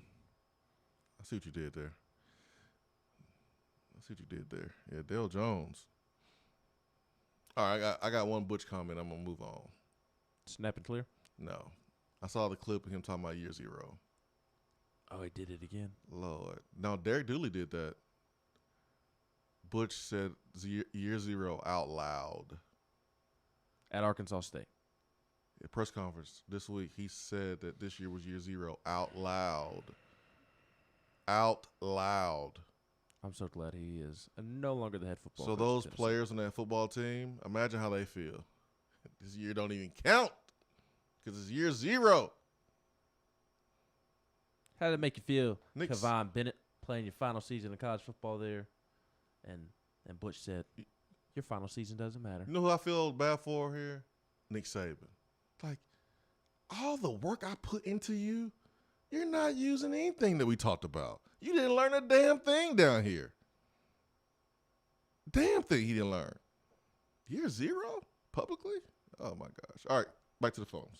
Jonathan in Columbia. Jonathan, good morning. Morning, fellas. How are y'all doing? Man, wonderful, wonderful, wonderful. I just, first off, I want to say, Ben, I was wrong on Twitter last night about Ben throwing that interception, so I want to give the good graces to the Steelers fans for winning that game. Well, when the Steelers got the ball back and were driving, and I absolutely thought Big Ben was going to throw an interception to lose the game. Me too. I was thinking of you. So I was sitting there. That was my last leg on an 8-part parlay right there, and I was like, oh my goodness. You needed a Big Ben interception? Yeah, dude, it's like, three things are promised in this world is the death, taxes, and he's going to throw one per game at least. Yep. Well, he's been pretty good taking care of the football this year. He doesn't take as many chances as he used to. Yeah, I've kind of noticed that. I mean, I was expecting that game to be a stinker, but that was actually a pretty good game last night. But, yeah. Towards the end, it became one. It stunk in its own right. Yeah, it needed a Manning cast. It wasn't as bad as the Packers and Chiefs game. That game, good gracious, I turned that off. That game was miserable. I watched that too. Yeah, got a quick question for you. You might have mentioned it, or I may have missed it. But what after that, that interception, what happened to Alante? I seen he was hurt. Yeah, I don't know why he didn't play as much after that pick six as you think he would play. I don't know. I kicked myself in the butt when I was watching the game yesterday and realized that I did not ask Alante about it when he met with the media yesterday. I didn't even think about it. SEC players are getting hurt dancing. Hey, that shimmy was nasty though, dude. I give it to him. He said he put a little too much freak into his leg. He did. He put some stank on that thing. He thought he was at at a party back in the day. Yeah, he thought he was in a line with his fraternity brothers. Yeah, and then like they were talking about a while ago, Jabari had that Soul Snatcher 9000 on that Kentucky defender, and I wasn't even cheering. I was just laughing. I got red in the face so much. I mean, it was you hate to see it, right? It was nasty. It was nasty.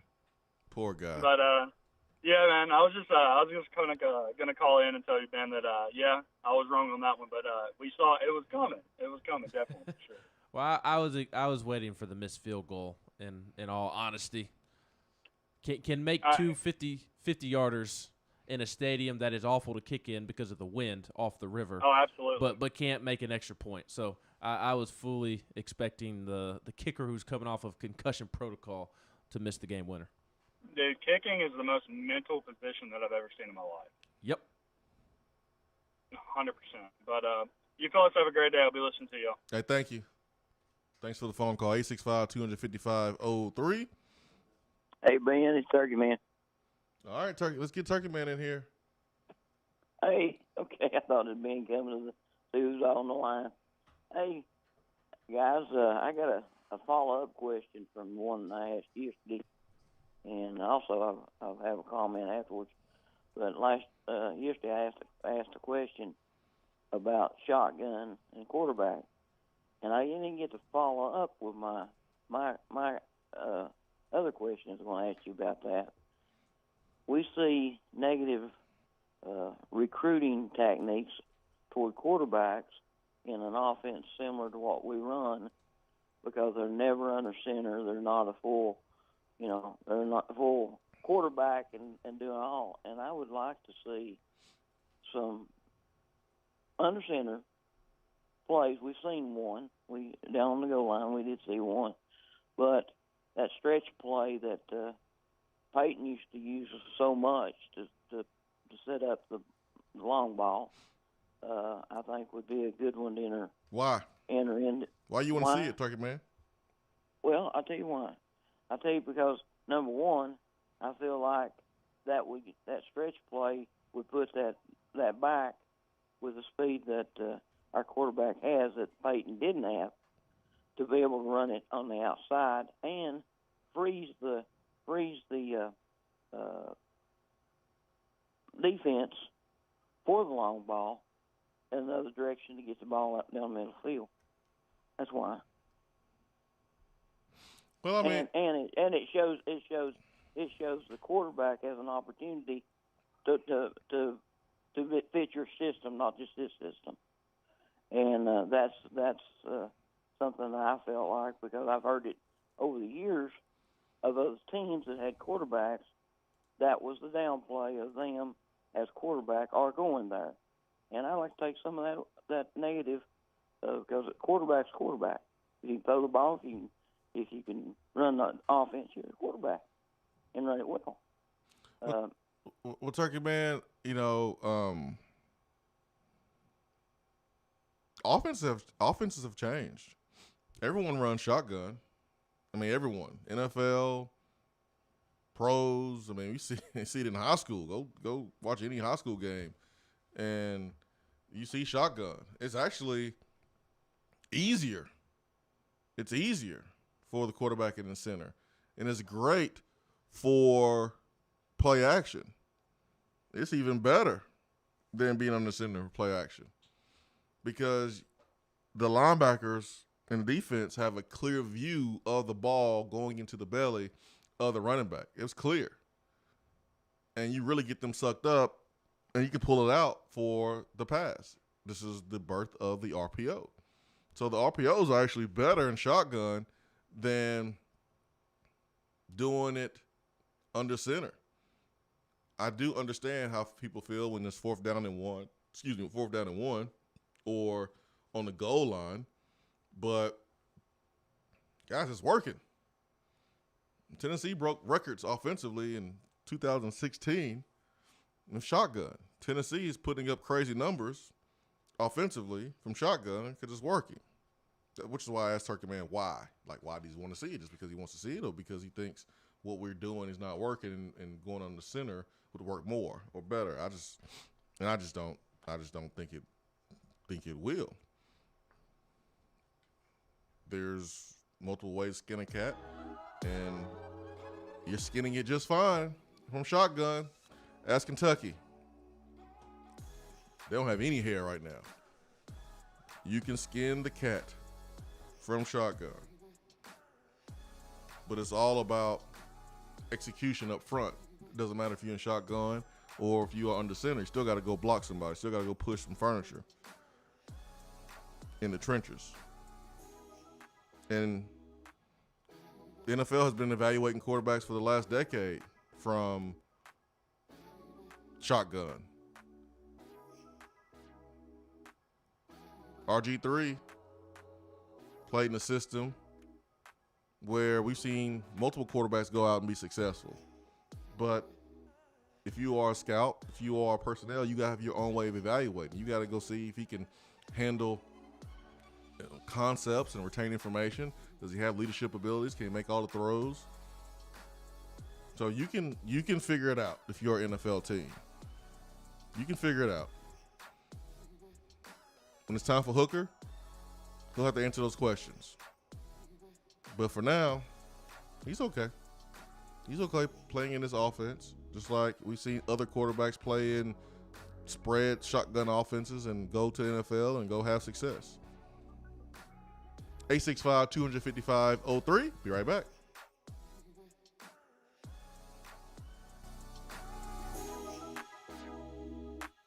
I'm Vince Moore, wide receiver, VFL 1991, and you're listening to the Swain Event. Business is still moving forward despite our work location changing and supply shortages affecting a number of different areas. Office furniture is not immune to the halt in the supply chain. This is why my friends at Office Furniture Outfitters has purchased desks, chairs, and tables in bulk to provide you with in-stock options for your place of business, no matter if it's at the office or at your home. Office Furniture Outfitters is the local supplier of Herman Miller, and they keep Aeron chairs in stock. They will come to your office, create a layout, and make recommendations. Once you decide what pieces you want, Office Furniture Outfitters will even deliver and install new office furniture for you. You can visit them on location at 17th Street and Grand Avenue in the Fort Sanders area, or check them out online at ofonox.com. Give them a call at 865-254-3003. Office Furniture Outfitters, providing East Tennessee's biggest selection and best value for office furniture since 1995. If you're coming to Knoxville and need a place to stay, do yourself a favor and book a room at Hampton Inn Paper Mill, also known as the Hampton on the Hill. This award-winning property is literally in the top 5% of all Hampton Inn properties. The GM, Stephen Lawrence, is a good old local boy who grew up in the business around Knoxville. He and his staff are always available, always willing to help, and will go above and beyond for their guests. The newest Hampton Inn in Knoxville has clean, affordable rooms, flat screens, fridges, and microwaves in every room. Plus, breakfast is included in every rate. Not to mention, there's also a pool and fitness center on site. If it wasn't so close to amazing restaurants, bars, and shopping, you would never want to leave. At only 6 miles from campus, you're still right in where the big orange action is. Go to HamptonInn.com, search Knoxville, and book your room at the Hampton Inn Paper Mill or call 865-693-5400. We're here with Dr. Michael Carlson of Tennessee Regenerative Sports Medicine to discuss PRP, platelet-rich plasma. If you have orthopedic injuries such as shoulder pain, knee pain, Achilles tendonitis, or tennis elbow, you should give them a call. Good to be back, Jason. We specialize in non-surgical orthopedics, so we treat damaged tendons, ligaments, and joints, including rotator cuff injuries, knee injuries, and elbow and foot problems by using ultrasound-guided injections with PRP. And this form of treatment helps stimulate the body's own reparative process and assist in the healing of damaged tissue. Doc, what makes your training different than others? I've been practicing in Knoxville for over 26 years, and I'm certified in interventional regenerative orthopedic medicine through the American Academy of Orthopedic Medicine. They've been the leader in this form of treatment since 1983. I also teach this form of treatment on a national and international basis to other physicians, residents, and medical students. Here in our clinic, I'm the one doing the procedure, and we're using your own PRP, which are concentrated platelets, to treat your injury. So in other words, Jason, it comes from you and it goes back to you. So you know exactly what you're getting and know exactly the level of training involved. Do what the pros, college athletes, and I have done, and visit them online at trsportsmedicine.com. Tennessee Regenerative Sports Medicine, East Tennessee's leader in PRP therapy. Fellas, when it's time to freshen up that wardrobe, there's only one play to make, and that's to go see my friends at Mark Nelson Denim in downtown Knoxville. Find the latest in small batch denim in the heart of Knoxville. Denim isn't all they do, though. Mark Nelson also does custom suiting and blazers. Let your personal style shine with Mark Nelson. If you don't have time to go shopping for yourself but still want that fresh look, then sign up for the NN Society. Let the experts handle the shopping and get $300 worth of merchandise for just $150 every other month. That's 6 times per year to keep you looking styling every day. Let Mark Nelson Denim help you be the best you, because when you look good, you feel good. Go to marknelsondenim.com. At Iris Networks, we know that business communication solutions are critical to your success. Since 1998, we've been helping businesses in East Tennessee by providing reliable and affordable high-speed fiber internet and voice solutions. That's why Iris Networks is your Tennessee communications partner. With internet speeds up to 100 gigs and work-from-anywhere solutions like mobile apps, video conferencing, and file sharing, we make sure you can stay connected to your customers and great communities we live and work in. Iris Networks, because just like you, Tennessee is our home.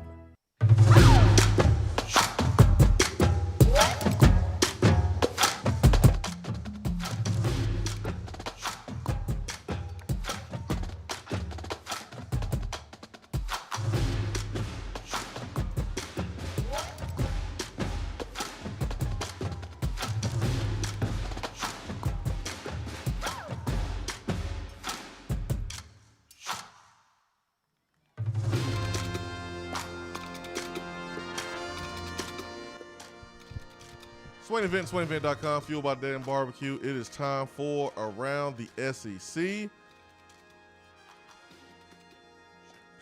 Today's a good one. Ben? Yes, today is a good one, and as usual, the Florida Gators are making an appearance because, per Dan Mullen, Anthony Richardson hurt his knee dancing at the hotel on Friday night.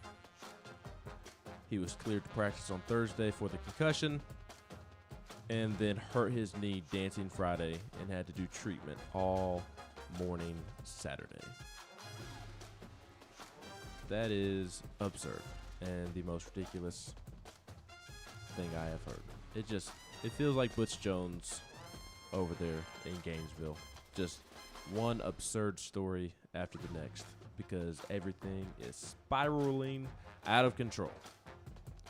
Nick Saban had a quote yesterday that made the rounds during his weekly press conference on Monday. He said, quote, "There's obviously a lot of things we need to fix. That didn't look like an Alabama team." Nope. I'm going to come back to that in a second because I have a question for you after we finish this up. Speaking of the transfer portal, Marcus Banks, a junior corner from Alabama, has entered the transfer portal. He announced last night on Twitter. He's a junior, played in 8 games this season, and made 1 start against Mercer. He has 6 tackles, half a tackle for a loss, and 1 interception this fall. The move comes 2 days after freshman Kool-Aid McKinstry started the LSU game in place of injured starter Josh Jobe. Thanks has appeared in 24 games at Alabama. Former 4-star recruit out of Texas. He is now in the transfer portal. Come on. Come on. Hey, Willie. Come on. Come on. Willie. How about that receiver that hit the transfer portal from Texas? Come on. Classifies as around the SEC news. Shimon. Shimon. Simone Biles. Shimon. Like Michael Jackson. Shimon. Shimon in Knoxville. Shimmy on up. Come on. All right, what else you got? Alante Taylor style. Just 2 more things. Kentucky right guard Eli Cox is likely out for the season with an injury following the Tennessee game. That sucks. And here's a late attaboy. Every week we go over the SEC football players of the week, and we haven't been able to mention Tennessee players that often. But following Hendon Hooker's performance against Kentucky on Saturday night, Hendon Hooker has been named the SEC Offensive Player of the Week after accounting for 4 touchdowns and 357 yards of total offense. The SEC press release says that he averaged 11.52 yards per play. It was Tennessee's first ranked win on the road versus a top 20 opponent since 2006. You played in that game. 51 points at number 10, Georgia. Oh, yeah. Well, I remember. Actually, it says the 45 points were Tennessee's most versus a ranked opponent on the road since that Georgia game in 2006. Which, that's the game where the intro from your show's from, right? No, that's the Cal game. Oh, is it? But didn't you score a touchdown in that Georgia game? You got hurt. Oh. Brett and Meek scored touchdowns. Isn't there a Georgia game in which you did score a touchdown, or am I just completely whiffing? No. I'm just completely whiffing. It's okay. I appreciate the credit you're trying to give me. Not the first time. Hooker also had 41 yards on the ground. First multiple touchdown passes over 70 yards since 2000. Since a Vol quarterback did it in 2000. Just a really big-time performance. 190.01 is his QB rating after Saturday, and that is 4th best in the country. Surpassed Peyton Manning's 20 passing touchdowns in 1996 for 10th place in Tennessee's all-time single-season touchdown pass list, as we mentioned earlier in the show. The defensive player of the week was Will Anderson from Alabama, who single-handedly won Alabama that football game, and, in my opinion, deserves some Heisman consideration.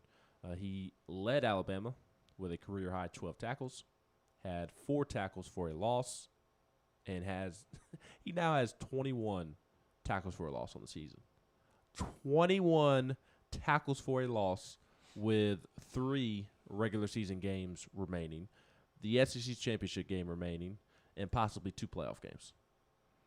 He, first-round pick, and again, deserves Heisman consideration. Also had 1.5 sacks, which he now has 10.5 on the season, which leads the SEC and ranks 4th nationally.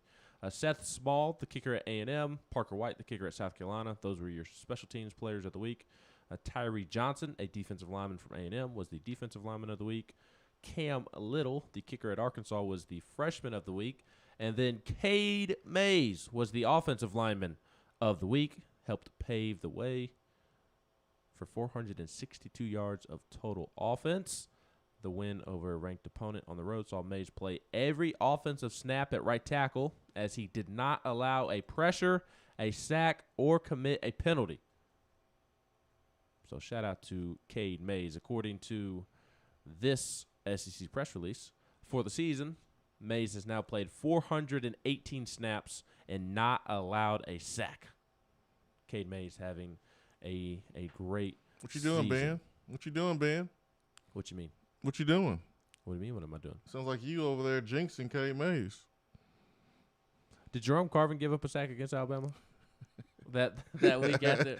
I don't know. I don't know. I don't know. I know I mentioned it that week, and I was being blamed for jinxing. Well, I'll take the blame for it this week. I probably did just jinx him, and as it is my luck, of course.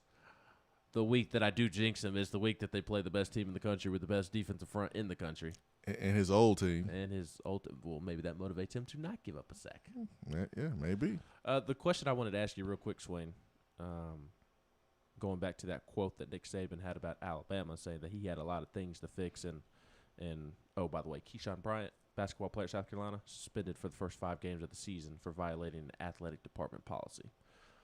So, way to go, Frank Martin. Another year that is not starting out well for you. But anyways, he won't be there. No. Yeah, he literally doesn't have a buyout. Yeah, he won't be there. That Nick Saban comment saying that Alabama has a lot to work on, and it did not look like an Alabama team. The last couple of weeks, and I may have mentioned it last week or the week before, it feels like the overall product in college football is down. Do you get that sense as well?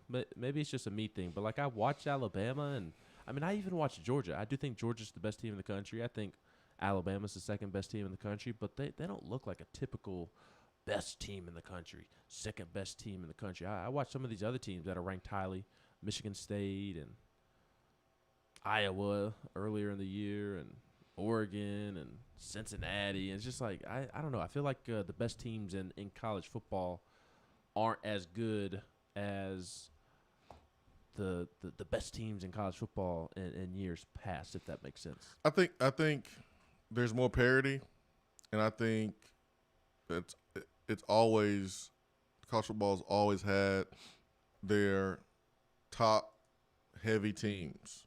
Mm-hmm. I think the only thing that's changed is NIL, advertising money,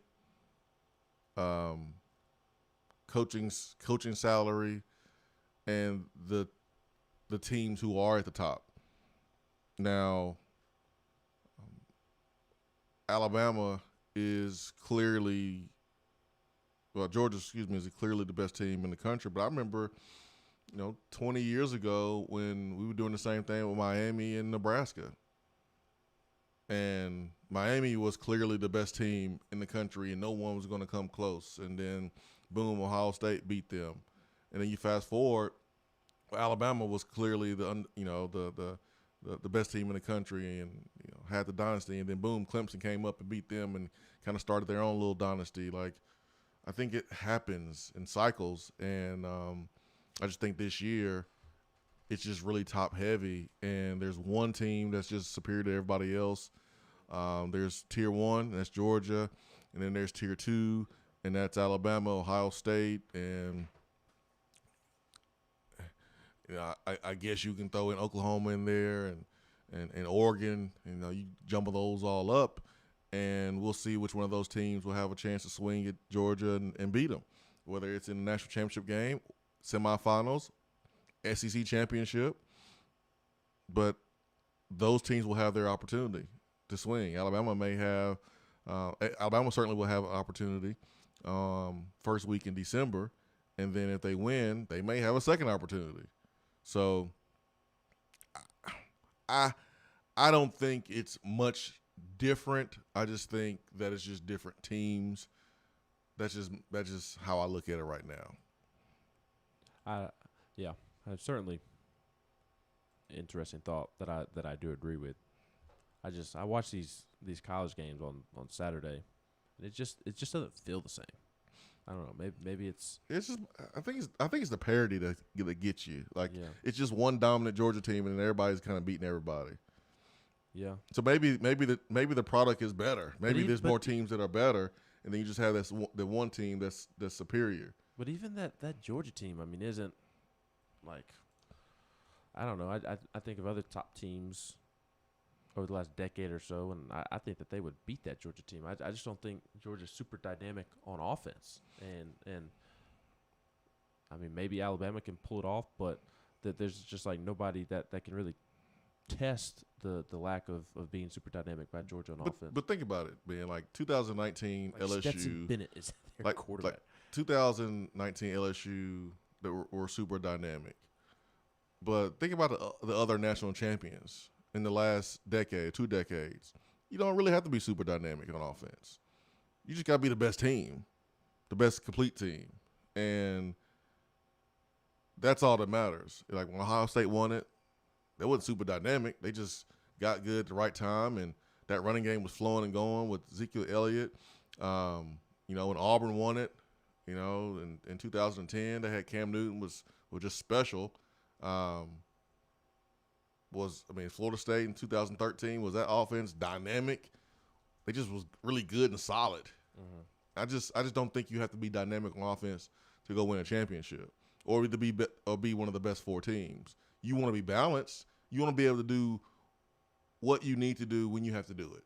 So if you're playing in a football game and you need to score 40 points, then you got to be able to do it. If you're playing in a game and you got to have a defensive stop or a low-scoring game, then you should be able to do it. I think the team that can do more and can win in more ways than just one, I think those are the teams we'll see at the end.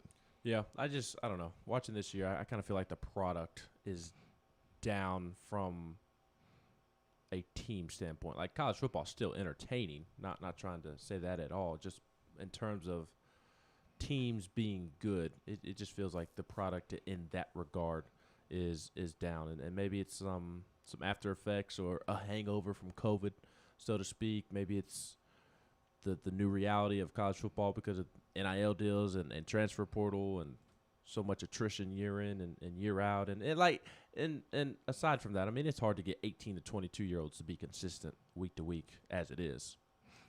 So, I don't know. It just feels like the product is down in terms of just a talent standpoint. Let's get to the phones, 865-255-03. And we have Joe. Joe, good morning. What's going on, guys? I just had a quick question about this. Are there still a lot of guys left in the portal that aren't playing that are maybe creating depth issues, which has led to all this parity? Because I think I remember hearing you say something one time about, there's going to be more kids in the portal than there are places for them to play. And I was just curious if that has anything to do with it as well.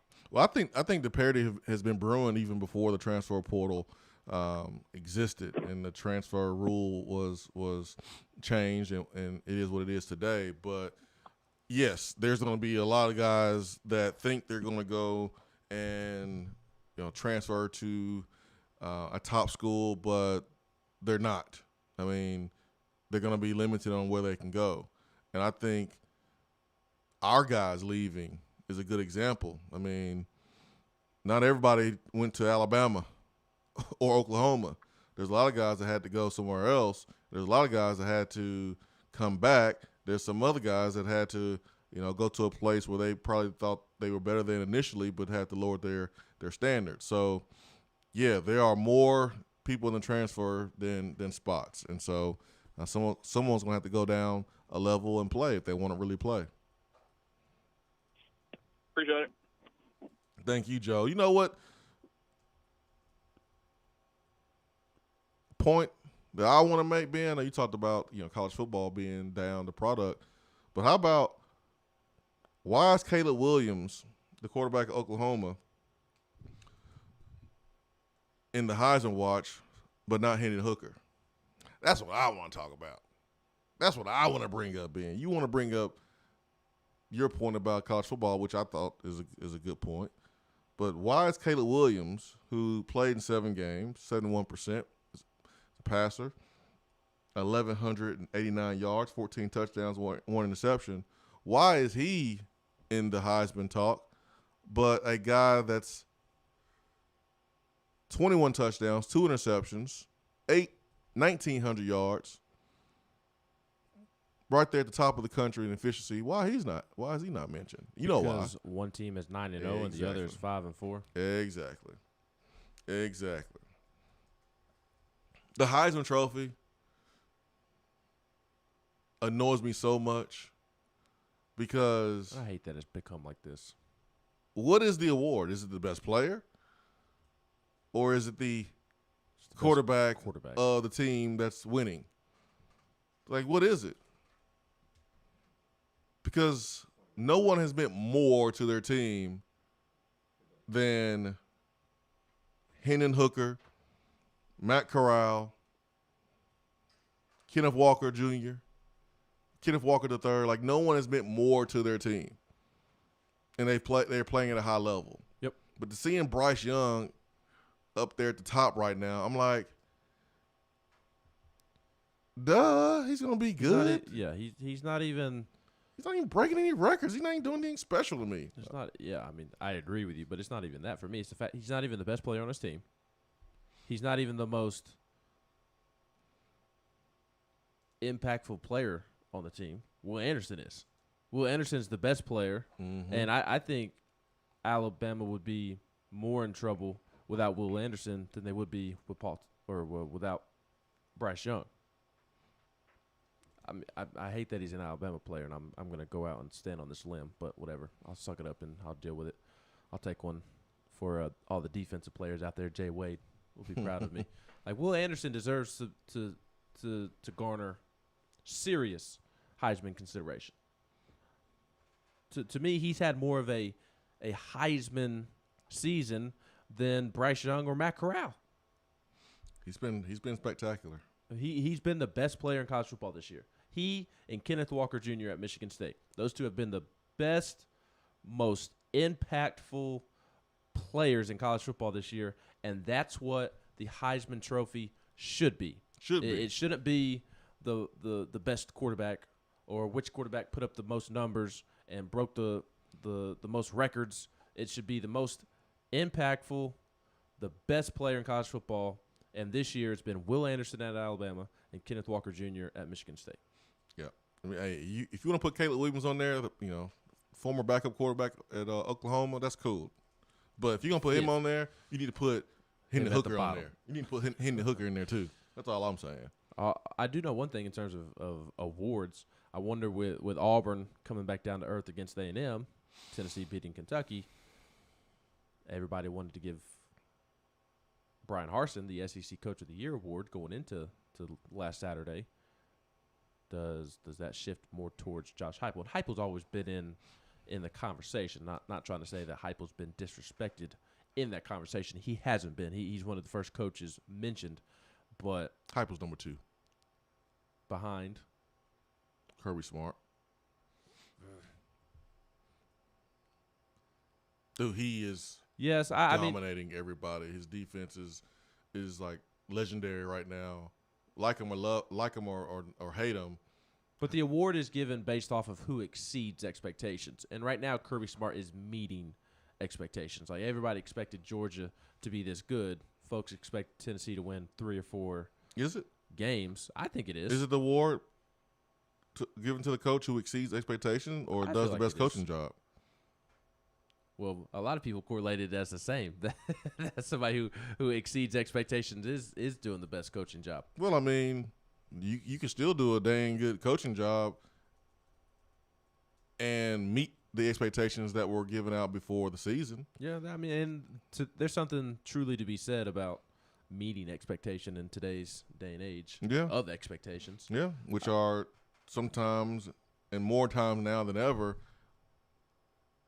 unrealistic and unfair. Correct. Yeah, so I would go Kirby number 1, and Certainly I would go deserving. Josh Heupel number 2 today. Yes, Kirby is certainly deserving. If Kirby were to win it, there would not be any complaints on this end. But I do wonder if, because Josh Heupel has exceeded expectations so much, I wonder if that will help him in his case for winning the award. Yeah, we'll see what happens this weekend. He beats Georgia. I say you give it to him on the spot. Yes. 865-255-03. Let's get to Connor. Connor, good morning. Hey, good morning, guys. How are y'all? Good, man. How are you? I'm good. I'm well, except for the fact that I'm down here stuck right in the middle of Georgia. What part? I'm right outside of Macon, Warner Robins. Ah, okay. Right in the middle. You are. So, so my brother is a big Georgia fan. I actually bought him tickets, and we went up to Athens last Saturday. And I just wanted to share a couple observations I had about them with y'all. Okay. First, Adam Anderson, their tackle leader, is indefinitely suspended.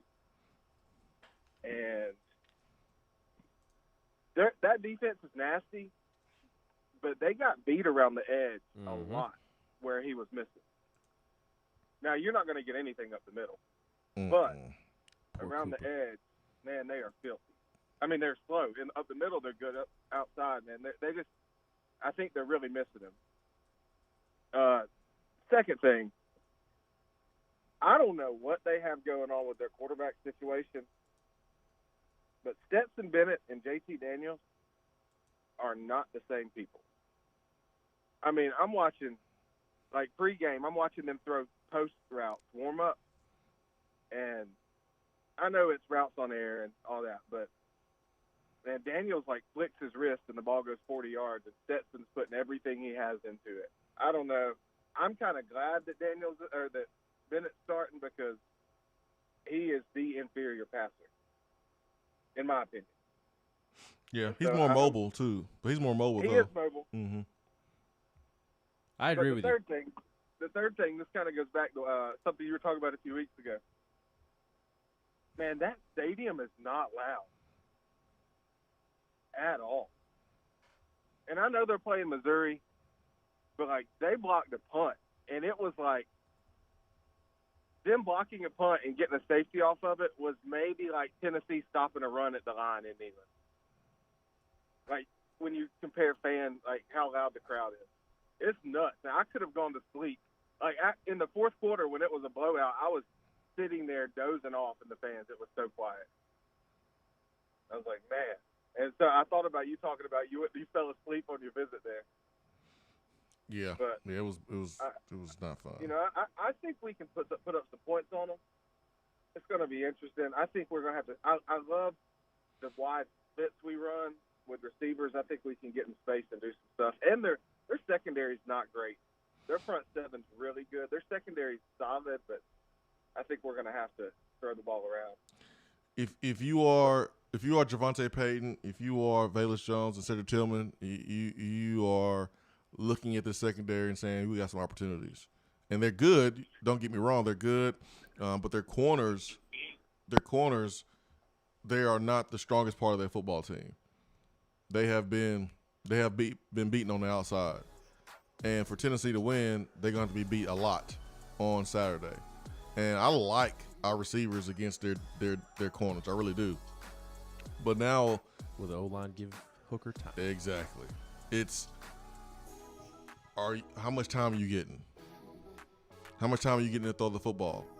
Which puts more emphasis on yards after catch. Mm-hmm. Now, we didn't see Tennessee have to take a ton of time on the shot throws to Jalen Hyatt and Velus Jones.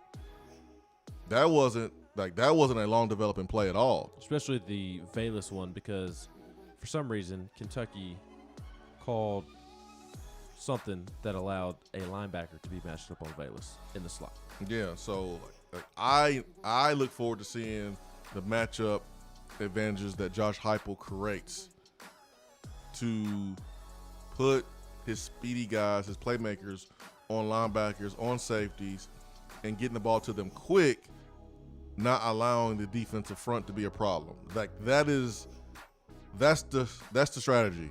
That's the formula that Josh Heupel and the offensive staff have to figure out. How do we get the ball in space to our guys as quick as possible while running our tempo, while being efficient? I think Tennessee offense will have more success against Georgia than any other team this year. But will it be enough? Will Tennessee's defense do enough to not allow Stetson Bennett to have a career day? Because we are allowing career days versus quarterbacks. So a lot to break down. It's just Tuesday. We got so many thoughts. You got to wear them down. That can help with eliminating their pass rush and listening to Cole Kubick talk the last several weeks. I mean, he's been saying this going back for a month. Like if Tennessee can get some guys out on the perimeter, get those big boys running from sideline to sideline, things get interesting all of a sudden. That's right. 865-255-03. Hour 3 is coming up.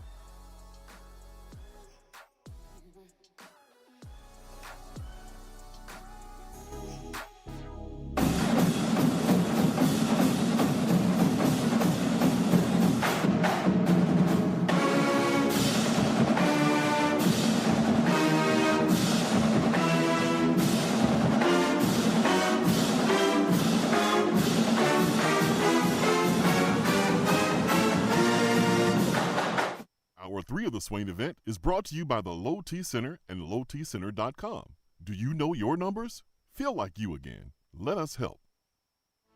Hey, it's Men's Health Month, so make sure to get all your levels tested with a comprehensive annual health assessment at Low T Center. They exclusively specialize in men's wellness. Low T Center now offers monitored self-inject at-home testosterone treatments for just $155 a month, self-pay, or is covered by most health insurance. And they ship directly to your home. Go to lowtcenter.com now to book your appointment. That's lowtcenter.com.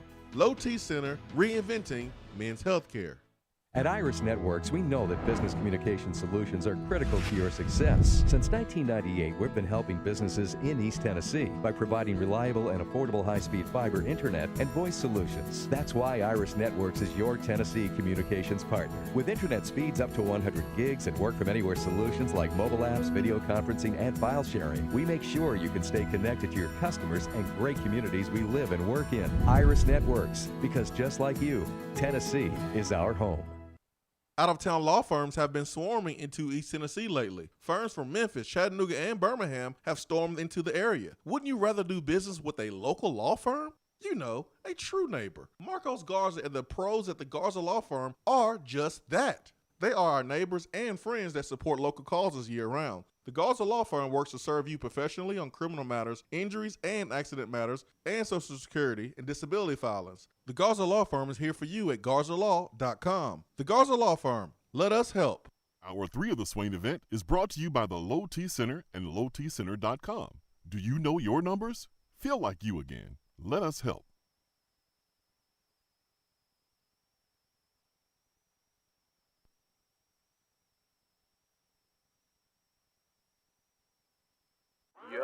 It's Red Plastic Cop with some big news for you movie-making, content-creating video superstars. Show your mad skills and create a video of why it's so important to keep Tennessee litter-free. It's the TSSAA No Trash November Student Video Contest, sponsored by Nobody Trashes Tennessee. Go to nobodytrashestennessee.com/TSSAA for details. High school and middle school students can submit their video and receive scholarships and prizes provided by TSSAA. Word, peace out. Is that still a thing? Am I being too cool for the school kids? Just asking. Hour 3 of the Swain Event is brought to you by the Low T Center and lowtcenter.com. Do you know your numbers? Feel like you again. Let us help.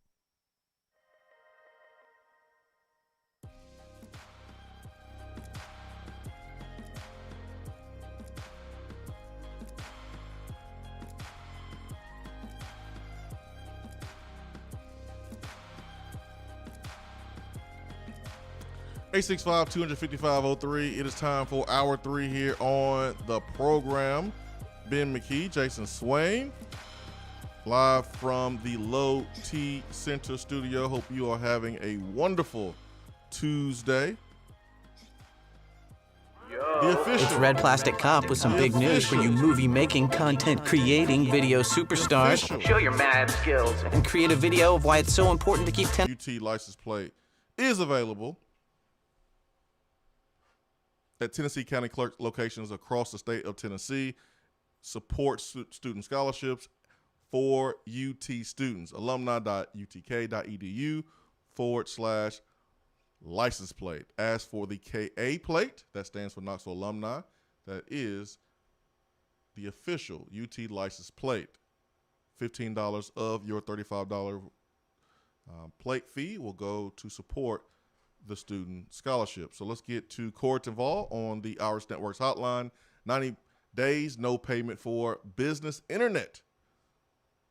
Corey Taval, good morning. Good morning, y'all. What's up? What is up? Two of my favorite people to talk to. Oh, man, I appreciate that. Hey, I just wanted to kind of share a thought I had and a little bit of I wouldn't call it a nugget, but it's just something nice to hear, you know. I was listening to a snippet. I can't remember who posted it on Twitter, but it was a snippet of what Heupel cracking a joke on Hubs for still using a wake-up call, which to me I thought was just absolutely hilarious. Hubs was mad about that wake-up call, too, because the hotel that we stayed at, it didn't change its clocks overnight. So instead of the 6:30 wake-up call that he requested. He got 5:30. Oh gosh, it'd be good for him to wake up when most of us working folks wake up. You know what I mean? Yeah, on a Sunday morning. Yeah. Ooh, whoa. Okay. Yeah. No, that's not good. Not good at all. I bet he was mad. But yeah, I watched that video and I started thinking to myself, I was like, man, how do you not like this guy? He just repeatedly, time and time again, gives me reasons to like him even more. And I've been really trying my best to not dive in with both feet. And I'm not trying to say it's battered ball syndrome or anything. I'm just saying I'm cautiously optimistic with him because he's shown that he is a good coach. Obviously, this team's playing above their head. We're at such a talent deficit, it's unbelievable, and I don't think it gets talked about enough nationally. Which, for my part of it, who cares? We're proud of it. That's really all that should matter. We're proud of our team, and they're playing hard. But I'll leave this with you guys, and I won't take up too much time. But I was talking to a young man yesterday. I will not say who he was. I'll only say he plays for a local high school team, and I'll leave it alone. But I was talking to him yesterday, and he said, you know what? He said, if they were recruiting me, I would absolutely 100% be listening, because he said that is a staff I would like to play for.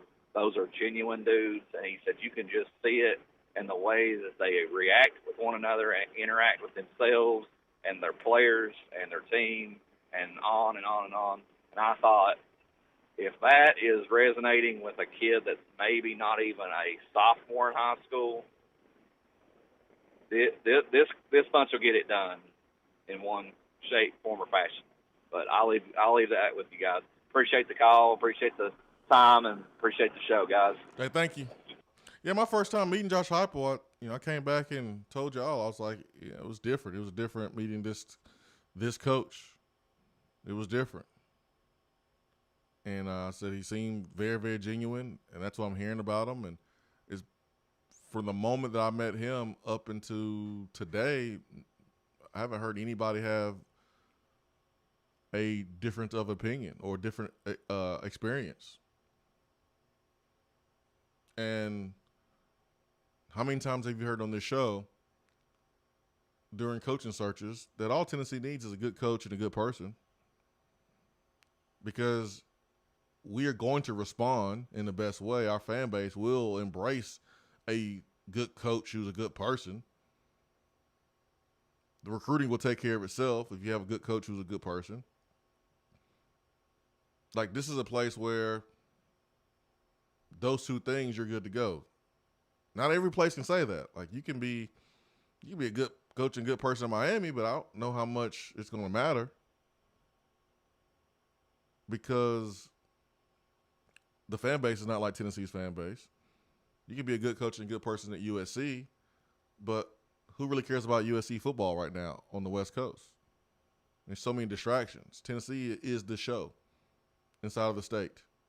Tennessee football is the show. So you're going to get that support. I was told the Titans were the show. It's the Vols, man. It's Tennessee football. More people are more passionate about Tennessee football than they are the Titans. And so when you get that confidence as a fan, especially as a booster, think about the boosters that were like, I'm not participating with this dude, Pruitt. I'm not participating with this dude or this guy. But think about the boosters who now want to participate, that say, okay, this guy's genuine. What can we do to help? Let's work together. Let's get this done. I think Josh Heupel is reuniting more than just fans, but boosters too. If you meet him, you'll see it. You'll see it quick. And for a lot of people, you're not even, you haven't met him and you're seeing it. What you see in the press conference is not Josh Heupel. That is a theatric for the press conference. And what Corrigan was explaining with a young man that he spoke to yesterday, that's what I get from all the recruits that I speak with. And I don't think it's lip service just because they're talking to somebody that covers Tennessee either. I think they are being genuine. The clip, you mentioned that's not Josh Heupel in the press conference, but that clip was technically right before the press conference. Mm-hmm. Was that the real Josh Heupel? Yes. Okay. So it was So that was pre press conference Josh Heupel. That was Heupel walking in, being Heupel, and I forget who tweeted it off the top of my head, or else I'll tell y'all to go watch it. But I think it was Zach. I'm blanking on his last name. The guy Charlie works with.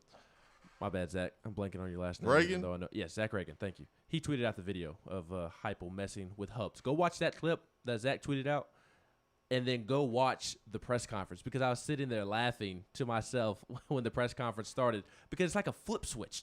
It's like Heupel flipped the switch. He went around.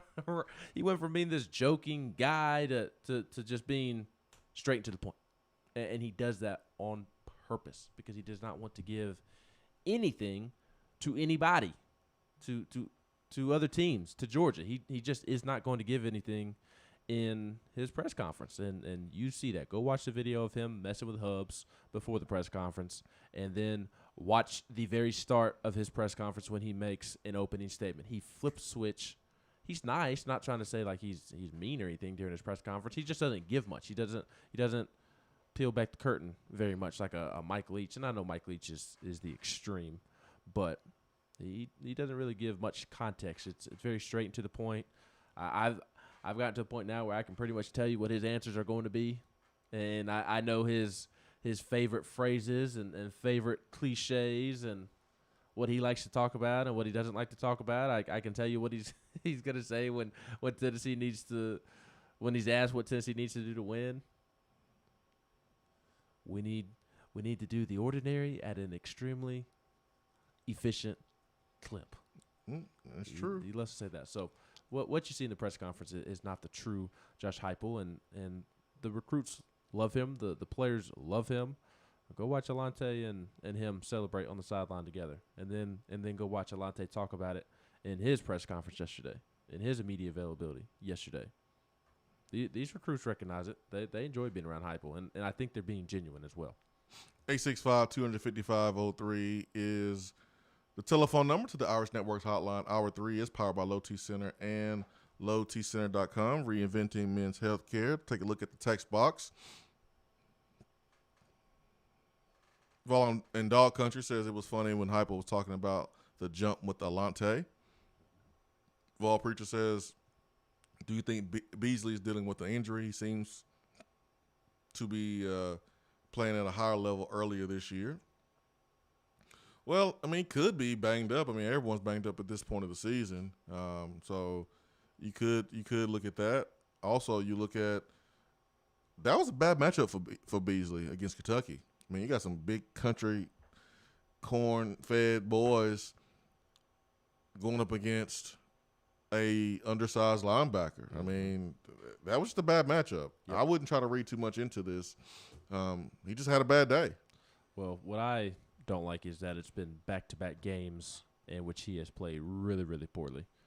Alabama and I wonder why. And Kentucky, and also bled a little bit into the Ole Miss game, and maybe it is the opponent, but I felt like he was making a ton of progress. I believe I got on these airwaves earlier last month and talked about how much I liked how much Aaron Beasley was improving, and it does seem like he's taken a step back the last couple of weeks. It's the missed tackles in the backfield that frustrate me to no end. When you have a clear shot at the running back and you can prevent a 7, 8, 9 yard gain if you just make a tackle at the line of scrimmage or in the backfield. And there's no reason that an SEC linebacker at this level should be missing some of the tackles that he misses. And it's not just him. I'm singling him out because his name came up specifically. There's others on that defense. 22 is just as bad, if not worse.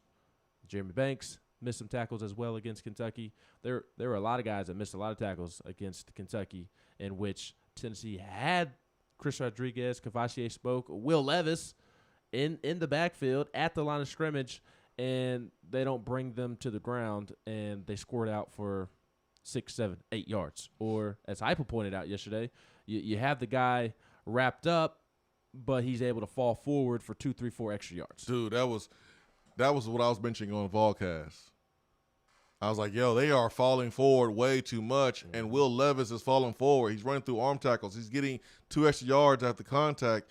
That can't happen. That can't happen to a Tennessee linebacker.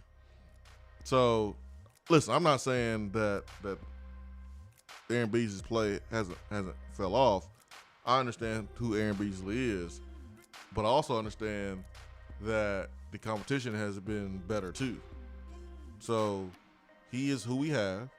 It is what it is, and he has to play better. But Tennessee has to go out there and recruit better too. They gotta create some more depth. They gotta give themselves some more options at that position. And Aaron Beasley has to play better. And then we also have to understand that the competition is better, and that it is at the end of the season where everyone knows your weakness. Everyone knows your weakness. We know their weakness. They know our weakness. Now it's about exploiting it. Coaches can't play the games. So the coaches only have a few days to dump all the knowledge they have into the players, and the players think like them and execute. If you put the coaches' minds inside the player's body, that'd be perfect. But that's not the case. So you try to dump as much as you can. All the film study the coaches have done that week, everything, into those couple days of work on the field and the film room. And whoever blinks, whoever makes the most mistakes, will be the team that lose most of the time. Most of the time. I mean, you could have basically a perfect game offensively on the stat sheet and still lose. Go for 600 yards, 75% on third down, 100% in the red zone, 99 plays, dominate time of possession, still lose. You can still do that. Hour 3, powered by Low T Center and lowtcenter.com.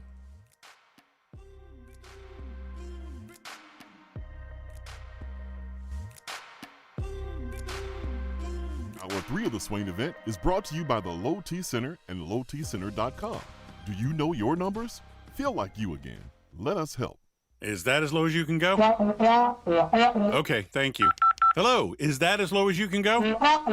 Okay, thank you. What are you doing? Calling around to get the best rate on a car loan. Why? Everyone knows Alcoa 10 is the best choice to purchase a vehicle or refinance your current loan. And with low interest rates and 90 days to your first payment, it's a no-brainer. You can even apply online and sign all the documents from the convenience of your home. Yeah, I don't know what I was thinking. Alcoa 10 Credit Union. It's so easy. Go to atfcu.com for details. Rates are dependent on credit score and equal housing lender.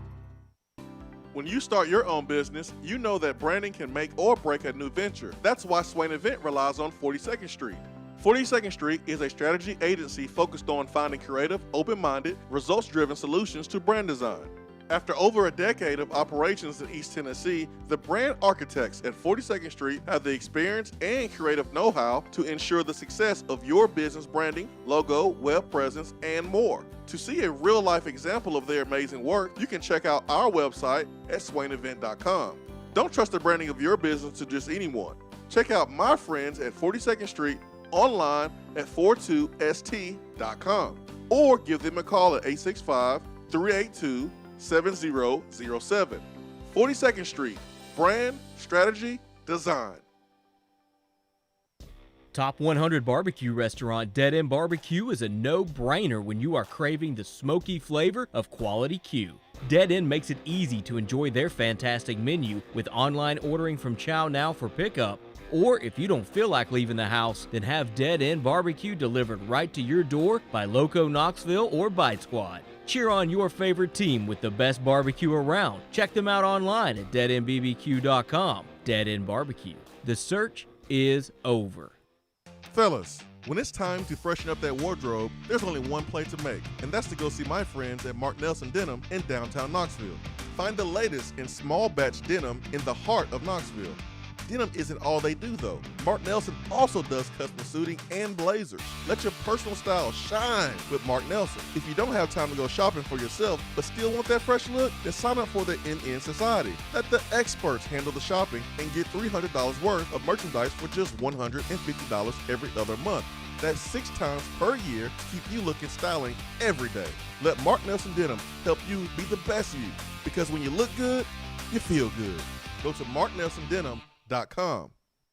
Good morning, Swain Event crew. Fall is here, and according to the big box stores, it's Christmas time too. This time of year is traditionally a busy one for the East Tennessee real estate market, and it will continue through the end of 2021 as well. Most people think the holidays aren't the right time to buy and sell. However, it is one of the best times to jump in the market. To find out more, just give me a call, Jennifer Morris, Keller Williams Realty, at 865-257-7897, or email me at jennifermorris865@gmail.com. And go Vols! JC's Tree and Landscaping Service specializes in quality tree work done at an affordable price. Trimming and removing trees are their specialty. They also offer other services like land clearing, stump grinding, crane services, and all of your basic landscaping needs for both commercial and residential. JC's will give you a free estimate and beat any written quote by a competitor to guarantee that you get the lowest price around. Don't risk your land with a fly-by-night service. JC's Tree and Landscaping is licensed and insured. Give them a call at 865-599-3799. Litter is a big problem in Tennessee, but together we can do big things. We can make our cities, our waterways, our roads cleaner and safer. The Tennessee Department of Transportation is committed to reducing litter in our communities, but we need your help to do it. There are over 100 million pieces of litter in our roads at any given time, and it costs TDOT about $19 million a year just to clean it up. The first step to keeping Tennessee beautiful is to rally behind these 3 simple words. Nobody trashes Tennessee. Join the Nobody Trashes Tennessee movement at nobodytrashestennessee.com. We're here with Dr. Michael Carlson of Tennessee Regenerative Sports Medicine to discuss PRP, platelet-rich plasma. If you have orthopedic injuries such as shoulder pain, knee pain, Achilles tendonitis, or tennis elbow, you should give them a call. Good to be back, Jason. We specialize in non-surgical orthopedics, so we treat damaged tendons, ligaments, and joints, including rotator cuff injuries, knee injuries, and elbow and foot problems by using ultrasound-guided injections with PRP. And this form of treatment helps stimulate the body's own reparative process and assist in the healing of damaged tissue. Doc, what makes your training different than others? I've been practicing in Knoxville for over 26 years, and I'm certified in interventional regenerative orthopedic medicine through the American Academy of Orthopedic Medicine. They've been the leader in this form of treatment since 1983. I also teach this form of treatment on a national and international basis to other physicians, residents, and medical students. Here in our clinic, I'm the one doing the procedure, and we're using your own PRP, which are concentrated platelets, to treat your injury. So in other words, Jason, it comes from you and it goes back to you. So you know exactly what you're getting and know exactly the level of training involved. Do what the pros, college athletes, and I have done, and visit them online at trsportsmedicine.com. Tennessee Regenerative Sports Medicine, East Tennessee's leader in PRP therapy. More and more Tennessee businesses are switching to Iris Networks for reliable, local, high-quality, high-speed business fiber internet. Iris provides direct internet access from 10 megs to 10 gigs with no payments for 90 days. Iris also offers next-generation business phones with work from anywhere capability from the mobile or laptop app. With local sales, support, and service, Iris is a partner in the community. Learn more at irisnetworkusa.com or call 865-448-IRIS. Iris Networks, a Tennessee business connecting Tennessee businesses. Hour 3 of the Swain Event is brought to you by the Low T Center and lowtcenter.com. Do you know your numbers? Feel like you again. Let us help.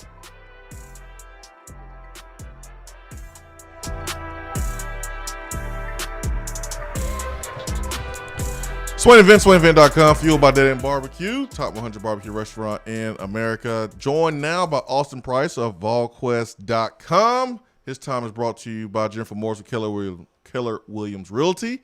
AP, good morning. What's up, Jason Swain? What's up, what's up, what's up?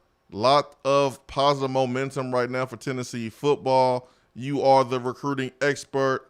How has that positive momentum benefited Tennessee in recruiting circles right now with some of their prospects?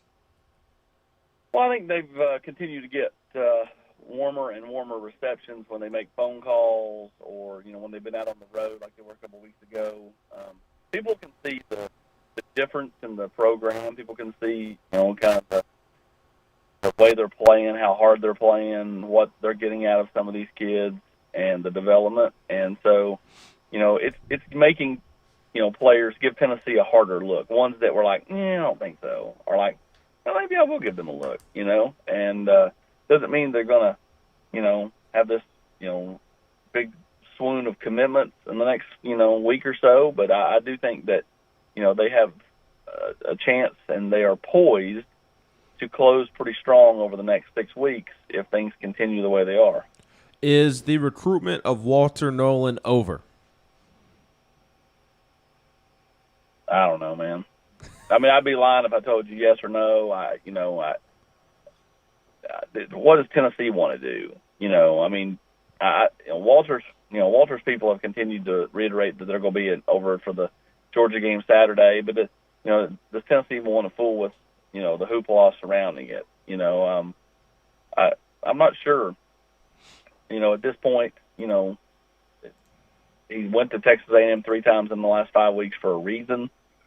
And so when I look at, kind of how his recruitment, developed and kind of taken place, it just feels like, it's not over. But again,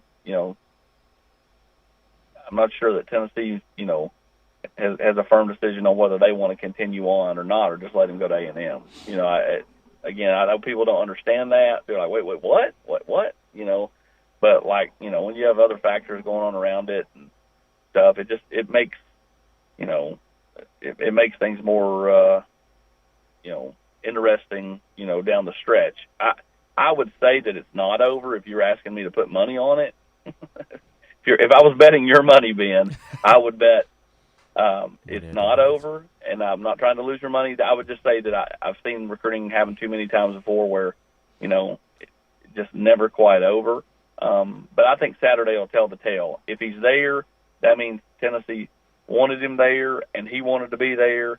If he's not, then, I would say the chances of, flipping Walter Nolan before signing day drop, not to zero, but I think they drop. Austin, why we don't see Georgia and Alabama more in the mix for Walter Nolan? Well, I think ultimately they've, decided to go in a different direction. Why is Alabama all of a sudden, not, recruiting Evan Stewart is hard? He's a top 30 talent. Ultimately, if the kid doesn't match what you're looking for, or the, kind of the makeup of your team, do you go down that road? Ultimately that's what all college coaches are trying to decide. The last thing you want is, a kid to come there that don't, match with what you're looking for, or, vice versa. You don't want a kid just to come. Some kids might just go to a school because, it's Alabama. I want to go to Alabama. Alabama will take me. I'll go there. Even though that kid's like, no, I really don't like it there. So when they get there and they still don't like it, and then they're not playing, and Walter would play. Walter's a good player. He's going to play wherever he goes. I'm just saying, I'm giving you the other side of this, from the player's perspective. It works both ways. It's not just a team doesn't match a player. Sometimes a player doesn't match a program, or doesn't like or really enjoy, the place he's at. And so, you have to kind of go for the right reasons. Go for the development of your position coach. Go because you like the school. Go because you like the people that you're going to be, living with and practicing with in the next 4 years. Again, you have to go for all the right reasons and not for the wrong reasons. And so, we'll see what happens. For sure. Give us the list of running backs that Tennessee that Tennessee is targeting at this point of this recruiting cycle? Well, Justin Williams, a young man from East Paulding, he'll be in town this weekend. Committed to West Virginia, has been to Alabama and Auburn in the last month. Both those schools, have shown him real interest. Now, they are also recruiting other backs, so, that doesn't mean he's the top of their board, but they have enough interest in him to bring him in for real visits.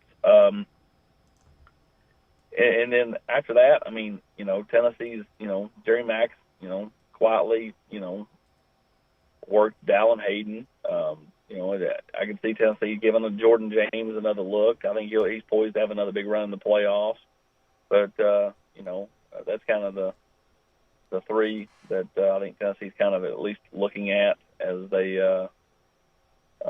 look for a second back in this class. Austin, you mentioned the possibility of Walter making his way south to Neyland Stadium, and you mentioned Justin Williams, the West Virginia running back commit. Who else do you anticipate being on campus, and what are those storylines that you're really paying attention to this weekend, recruiting-wise? Well, the main one's DeMario Tolan for me. He's been committed to LSU, but he really liked Tennessee before he committed. Providing he gets back up here this weekend. And again, anytime you're talking about a kid from 2 or 3 states over, like Tolan is from Florida, it's not always a lock that they're going to be able to make the trip. Best laid plans, the 23 quarterback, Nico, and I don't even pronounce his last name. You said Lamaliva. Now, he was supposed to be here for the Ole Miss game last month, and, plane, got changed, and all of a sudden he wasn't going to be able to make it in. So, again, best laid plans. But it would be, if he can make it in, it's DeMario Tolan. Because, Tennessee needs really good players on defense, and he would be a nice, even though I think it's still a touch raw, he's got all kinds of talent. And then we'll see, if anybody else makes it up. Does Joshua Joseph make it back up to town? What about, a guy like James Pierce? Does he make it up for a third time unofficially? Those are kind of things I'm looking for is, the defensive guys, the guys that Tennessee really needs to add. Josh Heupel's shown I can take a guy that was at USC 2 years ago, a guy that was at Mississippi State 8 months ago, a guy that was at Virginia Tech a year ago, a guy that, that was in JUCO a year ago, and go, score points and win ball games. Tennessee's really thin, though, on defense. And they're really thin on the offensive line. To me, if that's where you're going to, kind of approach the rest of this class and or that transfer portal, probably portal more along the lines of the offensive line, those are the areas you really need to hit. So that's why all the defensive guys are people I'm really watching, this weekend. Last thing before we get you out of here, your thoughts on the football game this weekend? The Georgia game? Yeah, that game. It's going to be a tough game for Tennessee. I think it all depends on how they start. They've started quick with everybody. Can they start quick with Georgia? And if they do, Georgia's not going to blink. They're really good. These kids are, and they're really deep. But how much confidence does that give Tennessee? And can Tennessee do what they did with Alabama? Can they get to the start of the fourth quarter in a close ball game, one possession game, whatever, and then create some doubt? They weren't able to create doubt at Bama. Bama always felt like offensively they could get whatever they needed to get. Can Tennessee scheme it up enough defensively to make it harder on Georgia and their ability to score? Can Tennessee get off the field on third down? I think that's where this game is really won. Everybody wants to go talk about Tennessee's ability to score. You've got to score points to win a football game. Tennessee's not beating Georgia 7-6. But to me, the real key in this game is Tennessee's defense versus Georgia's offense. Can Tennessee lull Georgia into,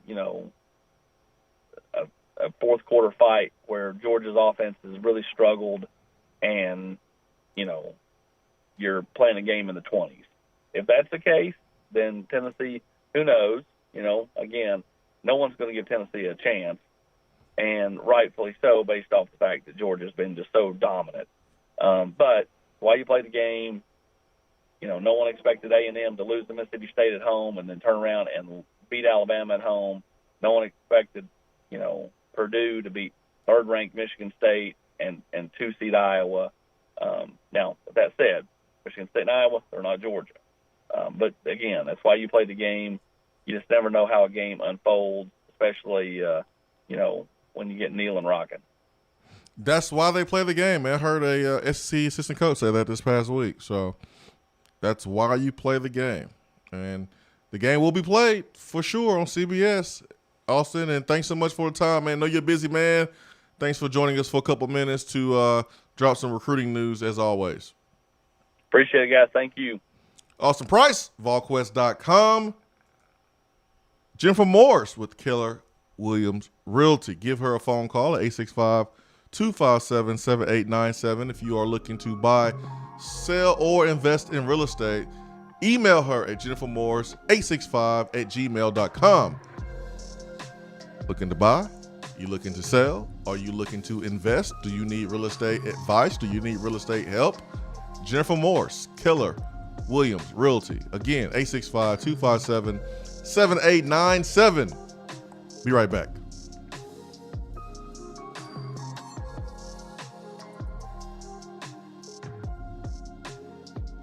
Hour 3 of the Swain Event is brought to you by the Low T Center and lowtcenter.com. Do you know your numbers? Feel like you again. Let us help. Is that as low as you can go? Okay, thank you. Hello, is that as low as you can go? Okay, thank you. What are you doing? Calling around to get the best rate on a car loan. Why? Everyone knows Alcoa 10 is the best choice to purchase a vehicle or refinance your current loan. And with low interest rates and 90 days to your first payment, it's a no-brainer. You can even apply online and sign all the documents from the convenience of your home. Yeah, I don't know what I was thinking. Alcoa 10 Credit Union. It's so easy. Go to atfcu.com for details. Rates are dependent on credit score and equal housing lender. When you start your own business, you know that branding can make or break a new venture. That's why Swain Event relies on 42nd Street. 42nd Street is a strategy agency focused on finding creative, open-minded, results-driven solutions to brand design. After over a decade of operations in East Tennessee, the brand architects at 42nd Street have the experience and creative know-how to ensure the success of your business branding, logo, web presence, and more. To see a real-life example of their amazing work, you can check out our website at swainevent.com. Don't trust the branding of your business to just anyone. Check out my friends at 42nd Street online at 42st.com or give them a call at 865-382-7007. 42nd Street, brand, strategy, design. Top 100 barbecue restaurant Dead End Barbecue is a no-brainer when you are craving the smoky flavor of quality Q. Dead End makes it easy to enjoy their fantastic menu with online ordering from Chow Now for pickup. Or if you don't feel like leaving the house, then have Dead End Barbecue delivered right to your door by Loco Knoxville or Bite Squad. Cheer on your favorite team with the best barbecue around. Check them out online at deadendbbq.com. Dead End Barbecue. The search is over. Good morning, Swain Event crew.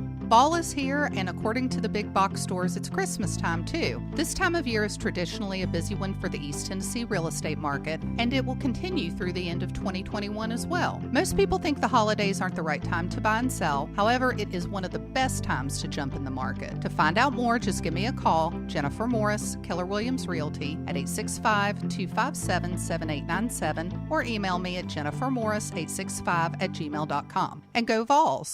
JC's Tree and Landscaping Service specializes in quality tree work done at an affordable price. Trimming and removing trees are their specialty. They also offer other services like land clearing, stump grinding, crane services, and all of your basic landscaping needs for both commercial and residential. JC's will give you a free estimate and beat any written quote by a competitor to guarantee that you get the lowest price around. Don't risk your land with a fly-by-night service. JC's Tree and Landscaping is licensed and insured. Give them a call at 865-599-3799. Litter is a big problem in Tennessee, but together we can do big things. We can make our cities, our waterways, our roads cleaner and safer. The Tennessee Department of Transportation is committed to reducing litter in our communities, but we need your help to do it. There are over 100 million pieces of litter in our roads at any given time, and it costs TDOT about $19 million a year just to clean it up. The first step to keeping Tennessee beautiful is to rally behind these 3 simple words. Nobody trashes Tennessee. Join the Nobody Trashes Tennessee movement at nobodytrashestennessee.com.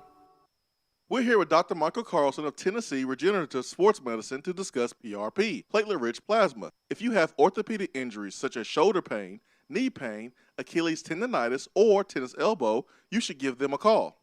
Good to be back, Jason. We specialize in non-surgical orthopedics, so we treat damaged tendons, ligaments, and joints, including rotator cuff injuries, knee injuries, and elbow and foot problems by using ultrasound-guided injections with PRP. And this form of treatment helps stimulate the body's own reparative process and assist in the healing of damaged tissue. Doc, what makes your training different than others? I've been practicing in Knoxville for over 26 years, and I'm certified in interventional regenerative orthopedic medicine through the American Academy of Orthopedic Medicine. They've been the leader in this form of treatment since 1983.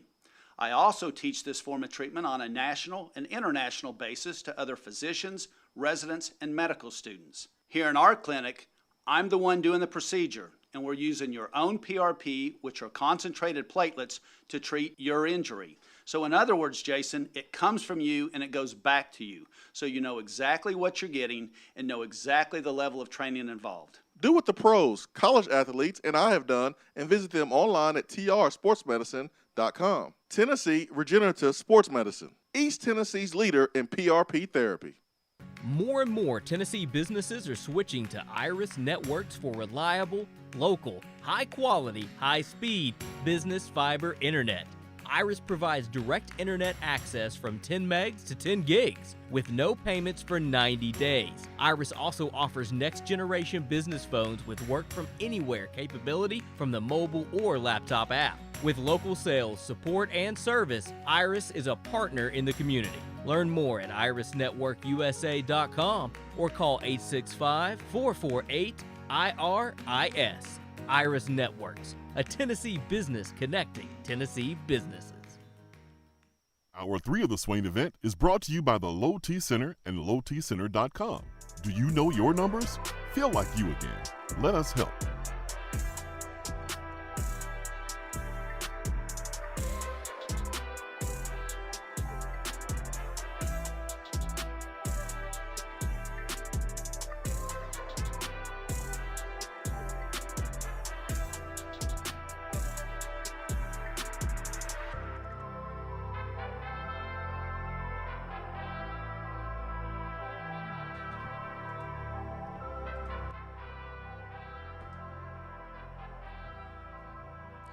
Deep Blue Sea? Did you see my movies? We got Samuel L. Jackson. Vol Storm on the Irish Networks hotline. Vol Storm, good morning. It ate me. A damn shark ate me. You're so loud. Hey, have we heard anything about Jay Wade's internet yet? Man, let me ask him. We'll find out. I tuned You in for think like.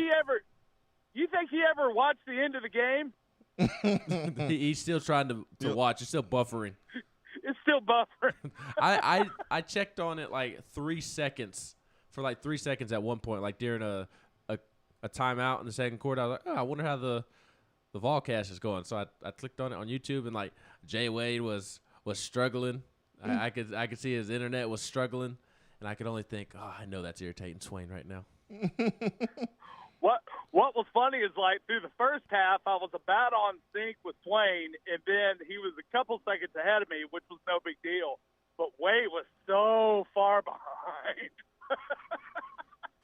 Oh man, it was hilarious, man. Cause like I had the reaction, and like it was like he wasn't listening to me at all. Like he didn't like hear our reaction that was obviously positive, so he should have known that a positive play was coming. And then like he was reacting like he didn't hear us, like he didn't expect the positive play to happen. It was weird. He finally told you to be quiet. Yeah, I told him to shove He it. said, don't react to this. Don't react to to this. And I didn't for a while, but after the receiver made Yeah. started making plays, I had to tell him to shove it. Guys, I made a point a couple of weeks ago for ball fans, so I'm gonna do it this week since it's Georgia week on the show.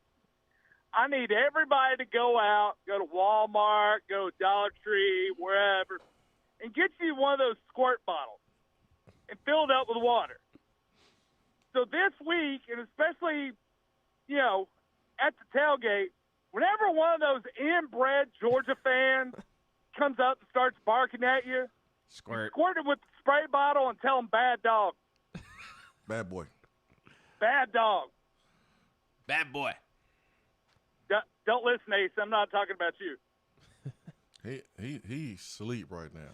I have not heard him at all today. He's knocked out, man. He came up and made sure to sniff me in my crotch when I got here. Yeah, he gonna do that, man. Make sure that you took a shower last night. You gotta check my temperament. Yeah, you gotta make He's sure like, where you been? Yeah, we went. Well, I ran him yesterday, like late last night, like 10 p.m. So that's probably why he's tired today, this morning. I figured you gave him a couple Benadryl this morning.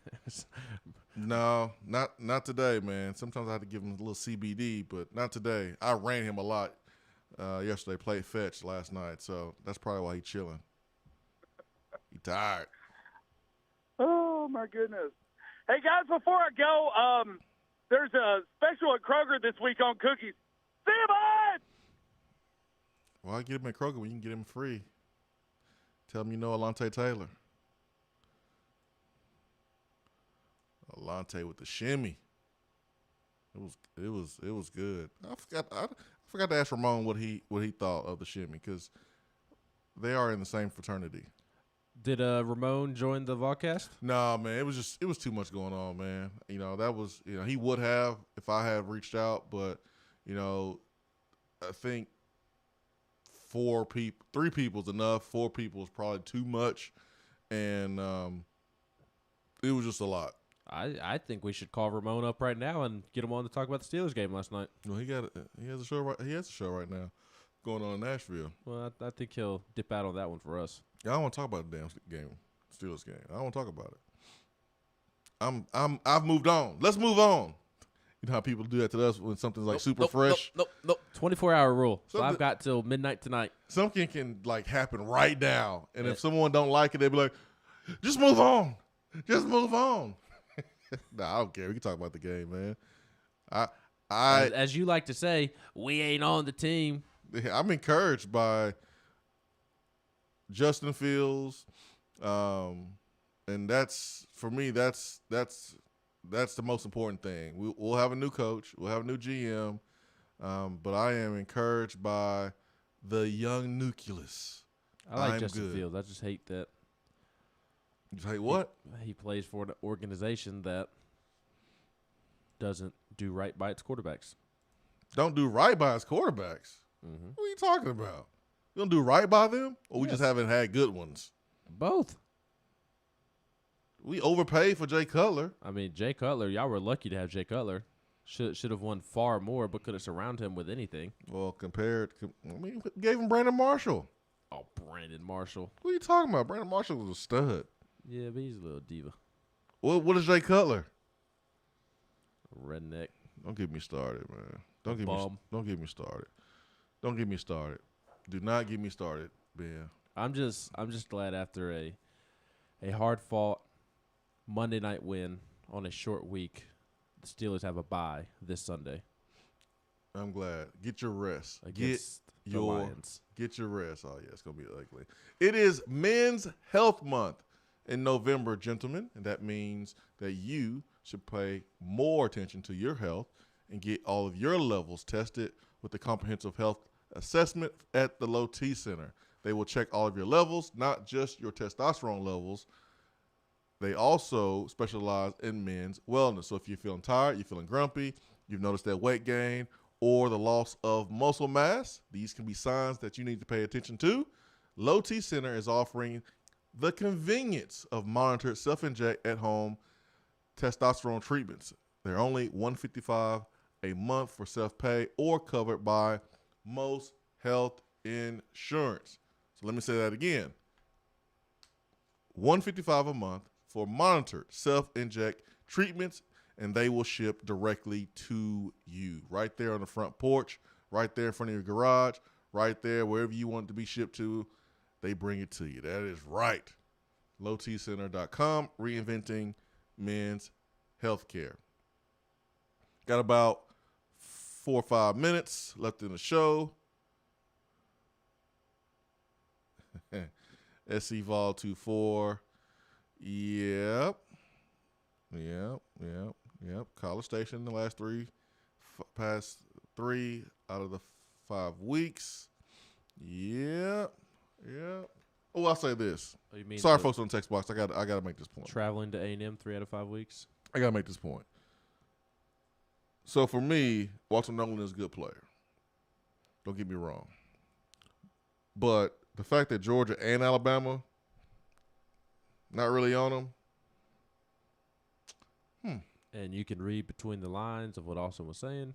Oh yeah, I like, and I'm saying this to try to help the people who this week are flabbergasted and distraught and don't know what we're going to do without Walter Nolan if he doesn't come here.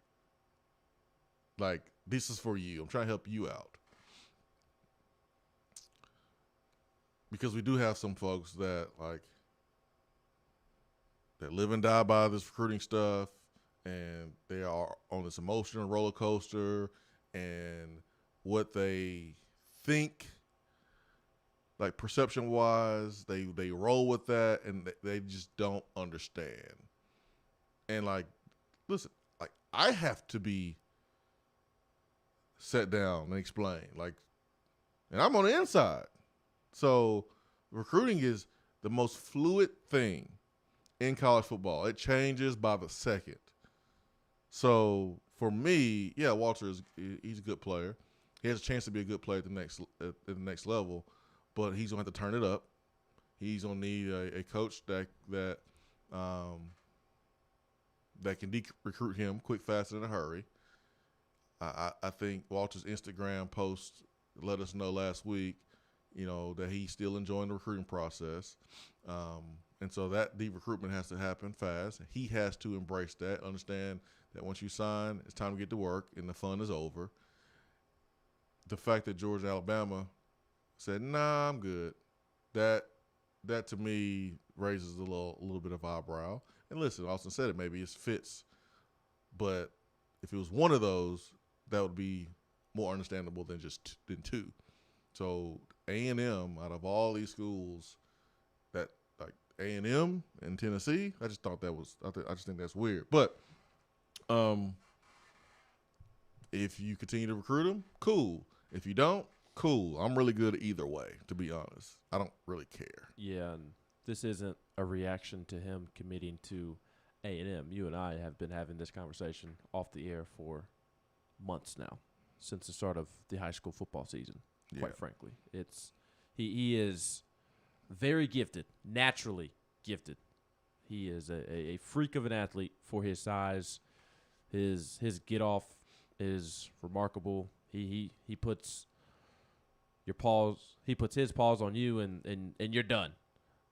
But it's the consistency that needs to take place, and quite frankly, he has some maturing that needs to be done, and it's kind of baffling to me that he would not want to learn from Rodney Garner, a coach that is going to prepare him on and off the field, and Rodney Garner is exactly what Walter needs. So I don't think it will be as if he does ultimately go to A&M, I don't think it will be as big of a loss as you would think when looking at the recruiting ranking. Quite frankly, I don't think he is a top 5 player, number 1 overall player in the country right now. He may prove to be once he gets to college. He has the potential to be, but right now he's not. And whether he goes to A&M, whether he ends up flipping to Tennessee, I don't expect him to make an impact as a true freshman. He's got a lot of growing to do, and I would be saying that and tempering expectations if he had picked Tennessee. I'll say this on the way out. there's not an assistant coach that has coached at the University of Tennessee in the last 20 years that I have more confidence in than Rodney Garner. Like, now one coach. So my faith and trust is 1,000% in Rodney Garner. He has earned it. From his time here, the first stop, Georgia, Auburn, go look at his track record.